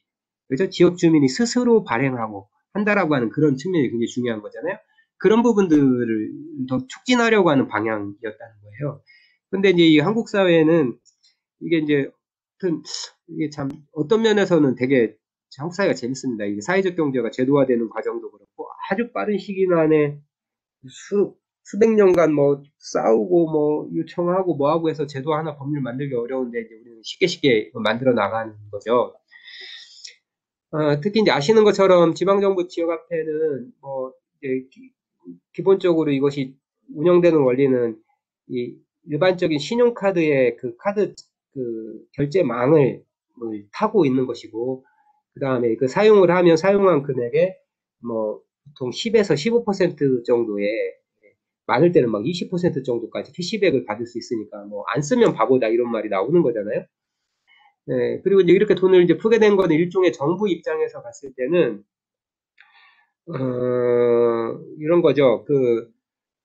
이를테면 그 예전에 이명박 정부가 결국은 이게 시장만으로는 경제 문제를 다 해결할 수 없기 때문에 그 예, 우리가 이제 많은 전 세계가 이제 했었던 것처럼 이제 케인즈주의 경제학의 이런 뭐 물리구조를 뭐 굳이 얘기한다면 결국 이제 그 대규모 토목공사라든가 이런 방식을 통해서 일자리도 만들고 경기를 진작시키기 위해서 세금을 쏟아부으면서 다시 경기를 살려야 되는 정부 역할들이 이제 있는 거죠. 그걸 예전에 이명박 정부는 뭐 4대강 사업이다 뭐다 이걸로 했다고 한다면 지금 이제 문재인 정부는 소득주도 성장이라고 하는 그런 이제 문제의식 하에서 그렇게 하느니 지방 정부가 지역화폐를 발행해서 그 세금이 거의 그렇게 쓰여지게 되면 결국 그 돈은 지역 내에 있는 소상공인들한테 돌아갈 것이기 때문에 그런 방식의 부의 재분배를 하는 역할을 정부가 하자 이런 방향을 잡았다고 생각해요. 그러면서 뭐 또 이재명 지사나 이런 분들이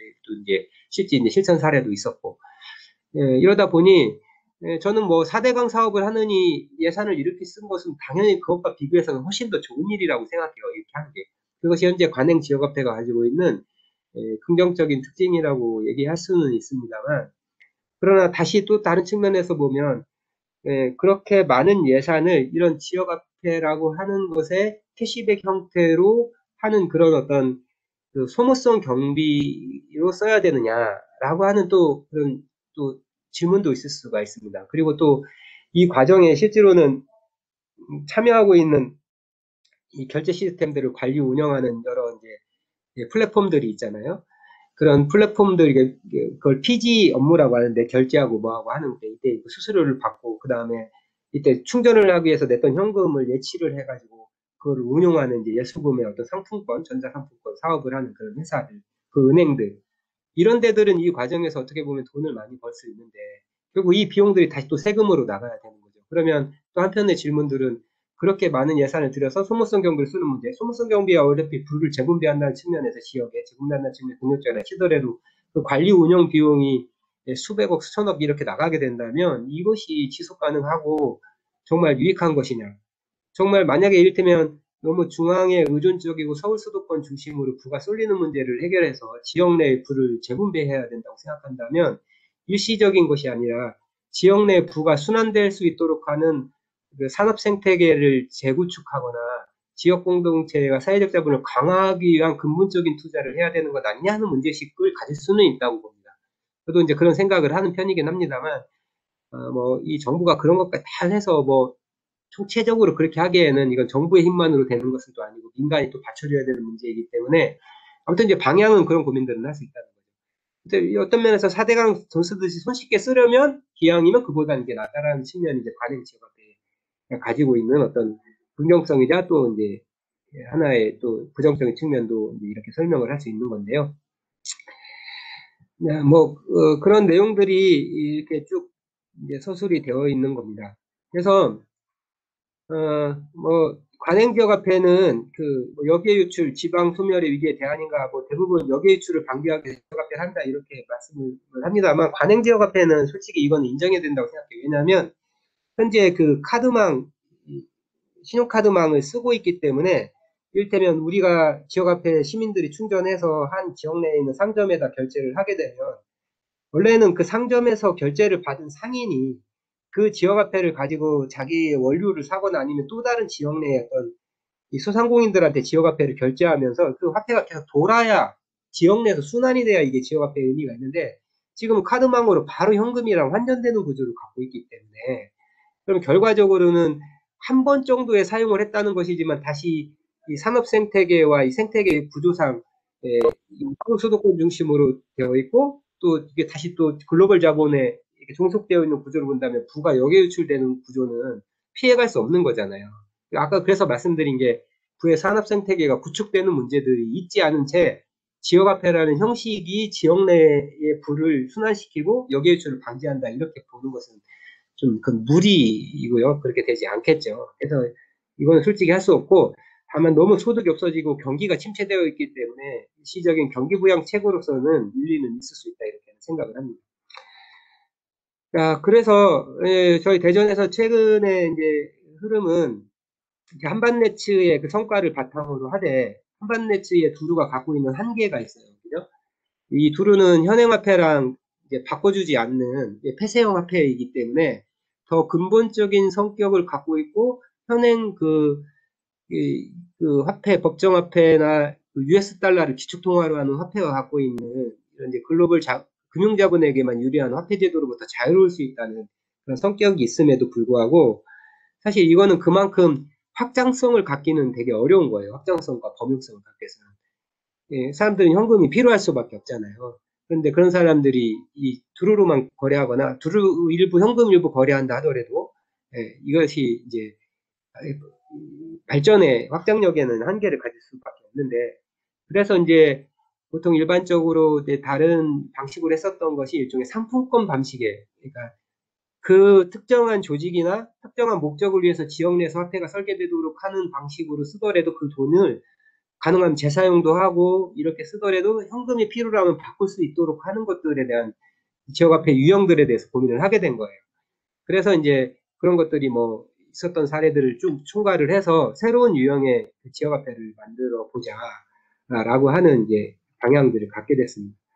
그래서 뭐 기존 한계가 협소한 거래 품목이나 화폐가 환전이 안 된다거나 신뢰가 부족하다거나 운영할 때 재원이 부족한 문제, 뭐 수기 관리의 불편함, 또 돈이 왔다 갔다 하는 거기 때문에 보안 기술 등이 필요한데 이것을 해결하기 위해서 이제 대전에서는 이제 3년 전이 됐네요. 그 마침 산업통상자원부에 그 해당되는 그 사업의 영역이 있어서 블록체인 기반 호혜거래 시스템 개발이라는 과제를 가지고 이 모바일 기반에서 환전하는 거래 시스템들을 가지면서 모바일 QR코드 중심으로 결제를 하고 또 이 레츠의 방식까지도 같이 병행해서 사용할 수 있도록 하는 플랫폼을 개발을 하게 됐고 이게 이제 재작년에 이런 것을 운영하기 위한 지역화폐 협동조합이라고 하는 조직을 만들었습니다.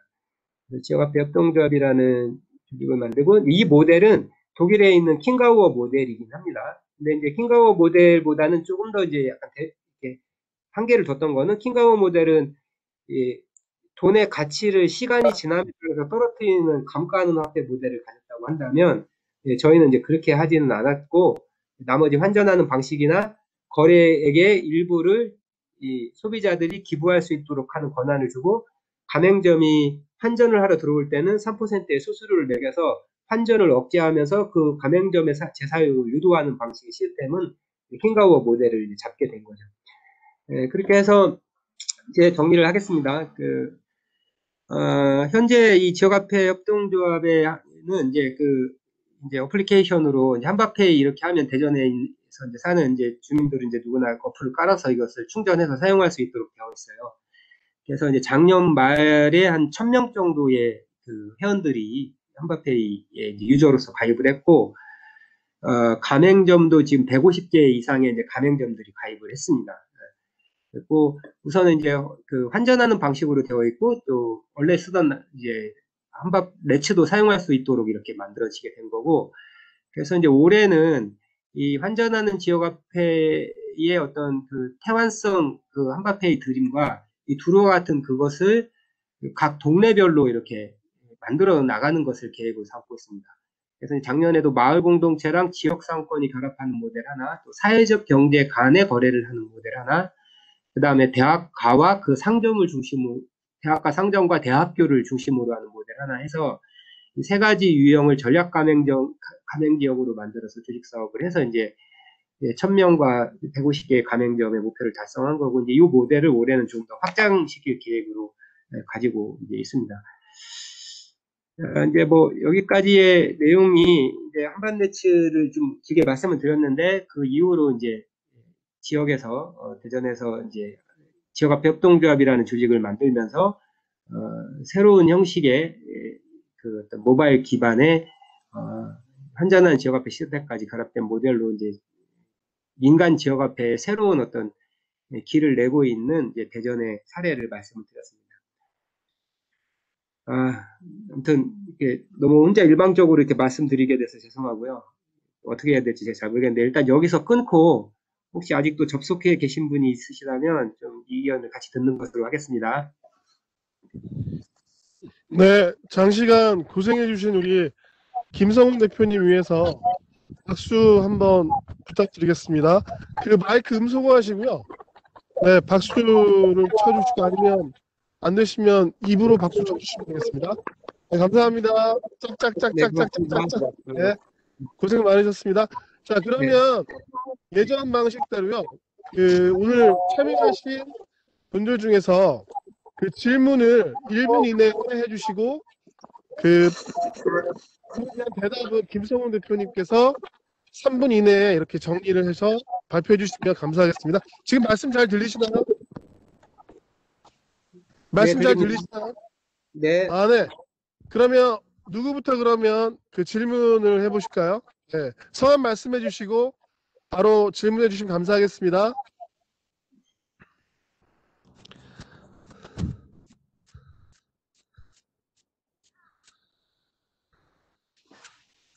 신미경입니다. 여보세요? 네. 네, 저 신미경인데요. 네. 말씀 들리세요? 네, 잘 들립니다. 네.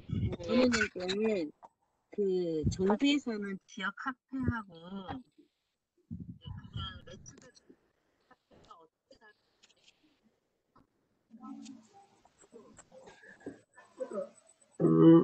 제가 지금 좀 첫 번째는 좀 들리다 그다음 안 들렸는데, 제가 들은 것까지는 정부에서 발행하는 지역화폐랑 그 뭐 레츠랑이 뭐가 다르냐 이런 질문이셨나요? 아니요, 제가 화폐를 다르다는 걸 알게 됐어요. 그게 알게 되셨다고요? 예. 그런데 이제 제가 한 거는 지역 화폐를 쓰면서 우리가 세금을 주잖아요.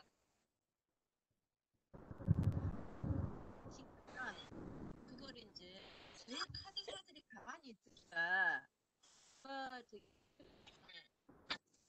얘도 있잖아요. 카드 손해 봤을 때 뭐죠? 미국하고 한 거. 이제부터 잘 들립니다. 앞에 잘 안 들렸어요. 예. 제 소리가 안 들리죠? 너무 지금 다시 잘 안 들립니다. 예. 들렸다 안 들렸다 하세요? 네. 그러시면 우리 신미경 선생님께서는 그 잠시 후에 다시 질문을 해주시고요. 네. 그럼 채팅으로 할게요. 아, 네, 채팅으로 해주셔도 되겠습니다. 예. 네, 감사합니다. 네, 방송 상태가 원활하지 않으신 분은 채팅을 활용해서 질문해 주셔도 좋겠습니다. 다른 분 또 질문하실 분 계실까요?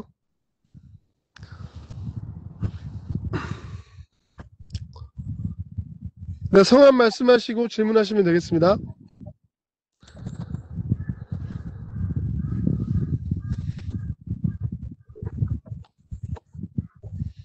네, 없으시면 제가 질문 하나 드리겠습니다. 지금 직접 민주주의 마을공화국 운동을 지금 열심히 그 실무에서 진행을 하고 있는데요. 그 네.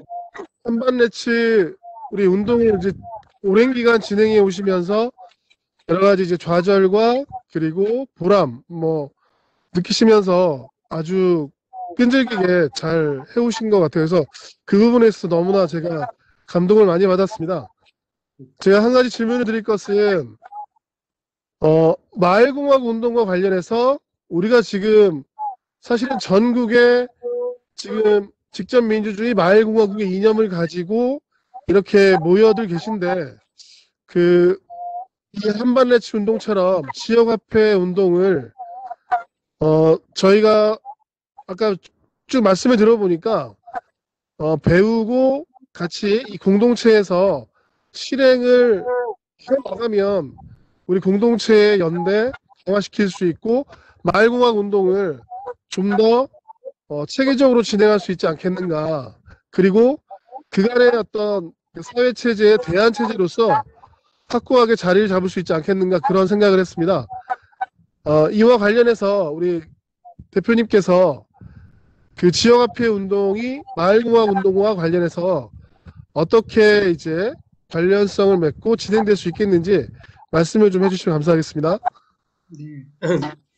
예, 저도 뭐 최근에 이제 마을공화국이라는 이제 그 단어를 듣고 또 개념을 이제 잠깐 이제 소개받게 되었는데 되게 이제 뭐라고 해야 되지? 좀 놀랍고 그렇게 개념을 또 쓸 수도 있구나 이런 생각이 들었어요. 그러면서 이제 예전에 이제 한반도초 초기 때 봤던 그 어린이공화국 벤포스타라고 하는 이제 그것도 떠올랐어요. 예. 그래서 이제 결국 이제 그런 그 어린이공화국 벤포스타에서도 이제 그 벤포스타 내에서만 쓸 수 있는 이제 화폐가 따로 있었고 이제 이렇게 됐었는데 예, 그러면서 이제 연관되어서 좀 생각을 해보면 네, 원래 더 근본적인 측면의 공화국의 어떤 이념들이 이제 결국 시민들이로부터 권력이 나오고 시민들이 자기 삶의 운명의 어떤 모든 것들을 결정할 수 있도록 하는 이제 그런 그것을 더군다나 또 민주주의적인 방식으로 한다 이제 이런 뜻이잖아요. 그렇게 이제 본다면 요즘 그것이 있음에도 불구하고 현재가 일어나는 제도를 중심으로 해서 얘기를 해보면 요즘에 이제 크게 여러 가지로 이제 많은 지역에서 일어나고 있고 정부의 정책이 같이 뒷받침도 되어지고 있는 영역이 하나는 이제 사회적 경제 영역이 하나 있고 하나는 마을 공동체 영역이 하나 있고 하나는 이 주민자치 영역이 있다고 생각해요. 이거는 최근에 몇 년 동안 그거는 이제 여야 이런 것이 교체될 때 약간의 차이는 있다 하더라도 그걸 막론하고 전반적인 흐름이 결국 시장 실패와 정부 실패의 대안을 찾아야 되고 시장과 정부가 이 저출산 고령사회 문제나 사회 양극화의 문제나 이런 모든 문제들을 그 세금으로도 혹은 이윤 논리로도 해결할 수 없기 때문에 나오는 사회 문제를 해결하다 보니 결국 이 방향을 찾을 수밖에 없다고 생각해요. 이럴 때 이제 큰 세 가지 흐름이 사회적 경제, 마을 공동체, 그 다음에 주민자치 영역이고 이것을 하기 위한 제도와 이런 기반들이 만들어지고 있기 때문에 뭐 최근 이제 나누고 계신 이 마을공화국이라고 하는 것이 전혀 허황된 그런 얘기는 아닐 거라고 보고 이러한 세 가지를 다 묶어서 하나의 마을공화국이라고 네이밍하는 것이 저는 상당히 일리가 있는 일이라고 생각이 됩니다. 네, 그러나 이제 여기에서 오늘 제가 설명드린 지역화폐는 이 전반적인 마을공화국의 그림과 구상에서의 아주 지극한 저는 일부분일 거라고 생각하고 예, 다만 이제 이런 그 지역화폐라고 하는 것의 어떤 시스템과 이것이 이 전반적인 마을공화국의 이런 어떤 최근에 이제 지원도 되고 활성화도 되고 있는 마을 공동체 운동, 사회적 경제 운동, 주민자치 운동과 이 지역화폐라는 시스템이 어떻게 서로 촉진하고 매개하는 역할을 할 수 있을 것인가라는 상상은 저는 할 수 있다고 봐요.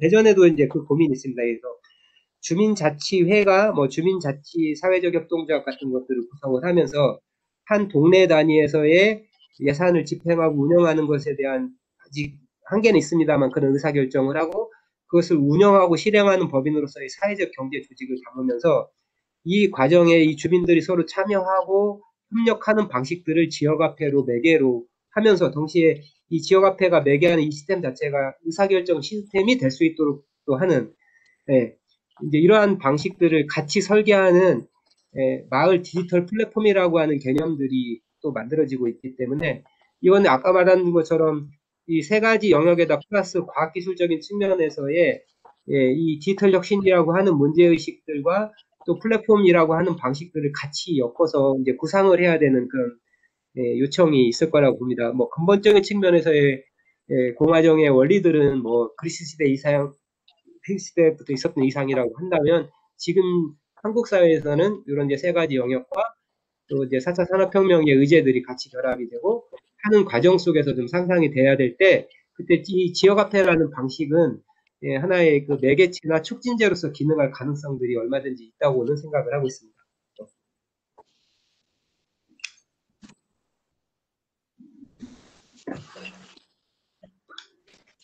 네, 감사합니다. 다른 네, 분도 고맙습니다. 질문하실 분 있으시면 질문 부탁드리겠습니다. 저 이제 마이크가 스피커가 됐어요. 들리죠? 네네네, 네, 들립니다. 잘 들립니다. 네, 예, 들리시나요?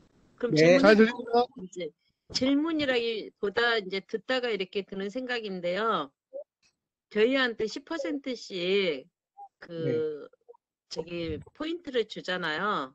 네. 왜 카드 회사들이 가만히 있을까 저는 그게 되게 궁금했거든요. 네, 미국하고 FTA 맺을 때 네, 이제 그 회사들이 손해가 났을 때 국가를 이렇게 국제재판소에 제소할 수 있는 기능이 있잖아요. 네, 그게 있는데 안 하고 있어서 왜 그럴까 이제 제기를 해보니까 제가 주요해가지고 이제 저기를 보니까, 코나아이라고 하는 인천은 그 카드를 써요. 근데 그 카드 회사하고 BC 카드하고 이렇게 같이 제휴되어 있는 것 같더라고요. 아까 이제 그거 쓰면 쓸수록 카드 회사들이 더 많이 이제 수익을 얻는 구조다 이제 이런 식으로 돼 있어요.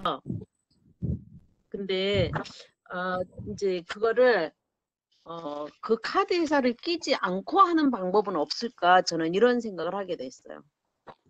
네. 그거는 이제 이제 말씀하신 게 이제 지자체에서 이제 제일 유행하는 이제 이 관행 지역화폐를 운영하는 플랫폼 회사가 방금 말씀하신 이제 코나이 플랫폼이에요. 코나이 플랫폼이 이제 예, 인천 출발로 해서 경기도니 뭐 전국에 굉장히 많이 퍼지고 있고 대전도 이제 대도기로 이제 코나이 플랫폼을 쓰고 있어요. 그 다음에 뭐 때로는 KT 플랫폼을 뭐 쓴다거나 그다음에 뭐 나이스사의 플랫폼을 쓴다거나 그리고 이제 이런 걸 하게 되는데 기본적으로 이 이제 지역화폐 거래를 가능하게 하는 지역화폐 플랫폼을 구축하는 회사들은 두 가지가 있어야 되는데 하나는 현금을 지역화폐로 충전하려고 할 때 결국 그 개인이 거래하는 현금의 계정을 갖고 있는 은행으로부터 그 지역화폐로 충전하기 위해서 돈을 끌고 들어오는 시스템을 하나 써야 되고요. 그러다 보면 은행이랑 관계를 맺어야 됩니다. 그다음에 이때 이미 은행에 있는 돈을 이 충전하려는 과정에서 이것을 떼는 과정의 수수료가 은행이나 그걸 떼는 그런 피지사한테 돈을 떼야 되는 그런 것들이 하나 있고 그 다음에 그 충전된 지역화폐를 가지고 특정한 식당이나 이런 데 이제 가맹점에 가서 이제 사용을 하게 되면 요즘은 이제 가맹점도 특별히 필요 없죠. 코나이 플랫폼 같은 경우에는 그냥 특정한 지역에서는 사용할 수 있게 되니까 일반 카드처럼 다 쓰는 거고 거기에는 한 1%, 1.5% 정도의 어차피 카드 수수료는 다 떼는 구조가 있기 때문에 사실 뭐 은행의 입장에서 보든 아니면 신용카드사 입장에서 보든 뭐 거기는 전혀 손해 날 일이 없는 것이고요. 그 다음에 이 플랫폼을 운영하는 그 회사는 일종의 이제 상품권 비즈니스 모델을 갖고 있는데 사람들이 충전을 하고 난 다음에 상품권 비즈니스의 핵심이 뭐냐면 충전한 돈이 바로바로 찾아가지지 않고 남는 돈들이 있어요. 그것을 예수금이라고 부르고, 맞아요. 예, 그다음에 맞아요. 거기에 몇백 원이든 몇천 원이든 남는 돈들이 있어요. 이걸 낙전이라고 불러요. 이 자본이 각 개인에게는 별게 아니어도 전체 뭐 몇만 명, 몇십만 명, 몇백만 명 되면 이 규모가 어마어마합니다. 그러면 이 돈을 가지고 자본 운영을 해서 생기는 수익이 엄청나게 큰 거예요. 그렇기 때문에 실제로는 이것과 관계되어 있는 그 카드 회사, 은행, 특히나 이 플랫폼 회사들이 얻을 수 있는 이익이 이제 굉장히 크다는 거죠. 그래서 이제 이게 바로 이제 플랫폼이라고 하는 것을 장악한 자가 사회 전체의 부를 차지하는 그 모습을 보여주는 건데, 그래서 결국 플랫폼 비즈니스의 핵심은 사회 네트워크 효과를 통해서 부를 창출하는데, 문제는 이 부를 창출하는 과정의 의사결정이 민주적이지 않은 것이고, 자본 중심으로 되어 있는 데다가 그 이익이 그 네트워크에게 공유되지 않고 특정 자본 투자자들, 이 벤처 캐피탈들에게 이익이 사유화된다라는 문제가 이게 전 세계적인 플랫폼 비즈니스의 굉장히 큰 문제들이잖아요. 그렇기 때문에 이를테면 이제 저희 같은 대전에서 있는 이런 이제 한바페이 같은 민간의 지역화폐는 이것을 운영하는 운영 법인 자체를 협동조합으로 만들게 된 거예요. 이런 것들을 플랫폼 협동조합주의라고 부르기도 하고, 이것도 전 세계적인 경향입니다. 어차피 플랫폼의 원리는 확장될 수밖에 없고 그런 방식으로 어떤 일들이든 벌어질 수밖에 없게 되는데, 하지만 그것이 이 주식회사 법인의 방식 같은 것이 아니라 의사결정의 민주성과 이익의 형평성 있는 분배를 기본 원리로 하는 협동조합 원리로 했을 때만이, 이게 이제 플랫폼 비즈니스와 어떤 우리 공화국의 이상 뭐 이런 것들과 같이 맞물려지는 거다, 이제 이런 생각들을 하게 되는 것 같고요. 그래서 여전히 뭐 아까 말한 이제 부의 재분배라든가 지금 경기부양 정책으로서 지자체가 발행하는 지역화폐들은 어느 정도 효용성이 있다 하더라도, 제가 볼 때는 이제 내년 올해까지 2021년도까지는 어느 정도 좀 유지되거나 하더라도 그 이후에는 중앙정부 지원, 지방정부가 매칭해가지고서 이렇게 캐시백 형태로 지원되는 지원금의 규모는 급격하게 줄어들 거고, 그리고 아시는 것처럼 그 충전 금액도 한도가 있기 때문에 사람들이 일반적으로 현금 거래든 자기가 쓰는 신용카드 거래든 다 병행해서 쓰고 있는 것이잖아요. 그래서 현재 지금 아마 대부분의 지자체 발행의 지역화폐들은 다 지금 새로운 방향의 출구 전략을 모색하고 있는 중이에요. 제가 이제 시나 구에 이런 지역화폐도 발행위원 이런 등으로 참여하고 있으면 이게 지속 가능하지 않다는 걸 다 알고 있어요. 그리고 더군다나 혹시나 뭐 정권이 바뀌거나 그러면 당장 중단될 수도 있는 것이기 때문에, 이제 지금은 일단 이렇게 쓰고 자기들도 광내고 이렇게 한다 하더라도 이것이 원래 의미로 되도록 하고, 그러려면 핵심은 결국 민간의 자발적이고 자율적인 참여와 호혜적인 연대가 일어나도록 하는 것으로 갈아탈 수밖에 없다는 흐름들은 다 이제 알고 있는 상황이어서, 그래서 뭐 지금은 관행 지역화폐 이 대유행 때문에 민간 지역화폐가 굉장히 위축될 수도 있는 상황입니다만, 각 지역들이 이런 것들을 조금씩 준비를 해나가고 있다 보면 결국 이런 흐름으로 결국 오게 될 것이라고 생각을 저는 하고는 있습니다. 네. 그래서 아까 말한 그런 어떤 상품권 비즈니스로 생기는 수익들은 우리도 민간이 발행해도 얻을 수 있는데, 다만 우리는 그것을 특정한 자본이 사유하는 방식이 아니라 공유하는 방식으로 운영할 수 있고, 결국 이러한 것은 사회적 경제적인 측면이든 경제운동의 측면이든 이것으로부터 생기는 이익이 크기 때문에 모든 대기업들이 다 자체 페이를 만들기 시작했던 것을 우리 민간도 저는 준비하고 만들 수 있어야 된다고 생각합니다. 그리고 그것이 카드망을 타지 않고 결제가 되려고 한다면, 질문이 핵심이 그거였네요. 이것이 일단은 은행에 있는 돈을 충전하려고 끌어들이려고 했었을 때 그것에 피지사를 거치지 않고 할 수 없기 때문에 방법은 하나예요. 피지사 플랫폼을 우리가 만든 법인으로 피지사를 하면 돼요. 네. 그렇고 그러니까요. 그다음에 네? 피지사를 우리가 그러니까요. 만들면 돼요. 예. 예. 그리고 카드망은 저희는 이제 나중에 그 현금으로 바꿀 때 환전할 때는 카드사를 저희는 쓰진 않습니다. 저희 한바페 민간에서 하는 거예요. 그거는 저희 지역화폐 협동조합에서 직접 그것을 환전해주는 그런 방식들을 취하고, 그 가맹점들이 환전을 요청할 때만이 지역화폐 협동조합 사무국에서 환전해주는 방식이기 때문에 그때 카드 수수료는 나가지 않습니다.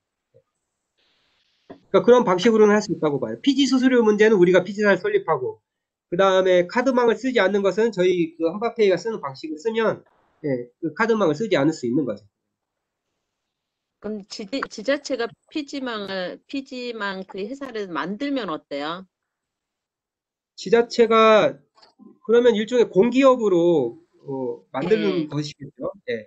근데 그럼 그거를 이제 공기업으로 근데 이제 그것도 이제 검토는 해볼 수 있다고 봅니다만, 예, 일종의 국영기업, 공기업이라고 하는 곳이 어떤 약간 비즈니스적인 성격을 갖는 영역에서 이 효율성을 가질 수 있느냐 하는 문제들은 여전히 있어요. 또 최근에 그 문제와 관련돼서 이슈가 된 게 이제 공공 배달앱 같은 건데, 저는 사실 공공 배달앱이 수수료를 낮추고 뭐하고 하는 등등해서 지자체가 직접 배달앱을 운영하는 것에 대해서 어느 지자체든 뭐 분노도 있고 소상공인들 어려우니까 하려고는 합니다만, 이게 사실 저는 성공하기 굉장히 어려운 이유들이 있다고 생각해요. 그렇기 때문에 꼭 정부가 직접 운영하는 것이 답인지는 좀 더 검토를 해봐야 된다고 생각합니다. 아니 정부가 안 하면 이제 협동조합이나 이런 형태로 했을 때 네. 그때는 그러니까 어떻게 저는 협동조합이 되는지 해야 좀. 된다고 생각하는 사람이에요. 그러니까 정부가 하는 예. 것보다는. 근데 이제 저 정부가 실제로 기본적으로 인천에 투자를 같이 해주거나 할 수는 있죠. 아니요 실제로 인천에서 협동조합 해보니까 협동조합이 잘못하면 그 직원들이 마음대로 해버리고 이사장이나 이런 게 잘못 들어오면 또 막 망가지더라고요. 음, 그렇죠. 그거는 어떤 조직 형식을 갖는다 해서 그 조직 형식이 저절로 민주주의를 만들어지, 우리도 뭐 대한민국의 헌법도 그 자체로는 공화국의 이념과 이상을 잘 담고 있는 헌법임에도 불구하고 실제로는 정말 이게 공화국인가 하는 질문을 하게 되는 것처럼, 예, 뭐 그런 것은 뭐 협동조합 법인이라 하더라도 마찬가지 측면이 있을 수 있다고 생각합니다. 누가 어떻게 하느냐 하는 문제들을 우리가 신경을 많이 써야 되겠죠. 예. 맞아요. 네. 네, 김성원, 네, 김영림입니다. 아, 네, 선생님 김성원, 안녕하세요. 예, 수고 많습니다. 네. 어, 굉장히 예상한 것보다 훨씬 진도가 많이 나갔네요. 네. 예, 저 대전 한번 가서 하루 1박 2일 연수를 받겠습니다. 고맙습니다. 네, 감사합니다. 저도 시간을 내서 연수를 받으러 가야 될 것 같습니다. 그런 연수의 시간이 있으신가요? 네네. 지금 소리가 네, 제대로 전달이 되지 않아서 오늘 그러면 네, 모든 일정을 마치는 것으로 하고요. 오늘 참여하신 분들 제가 오늘 관련된 자료를 개별적으로 보내드리도록 하겠습니다. 네, 그리고 더 궁금하신 사항은 우리 김성훈 대표님 연락처를 제가 드릴 테니까 개별적으로 네, 그래서 소통을 하시면 더 좋겠고요. 나중에 기회가 닿으면 지역화폐 관련해서 우리 연수를 할 수 있는 그런 기회가 만들어진다고 한다면 제가 또 이렇게 공지를 올리겠습니다. 네, 오늘 고생 많으셨고요. 네, 감사합니다. 네.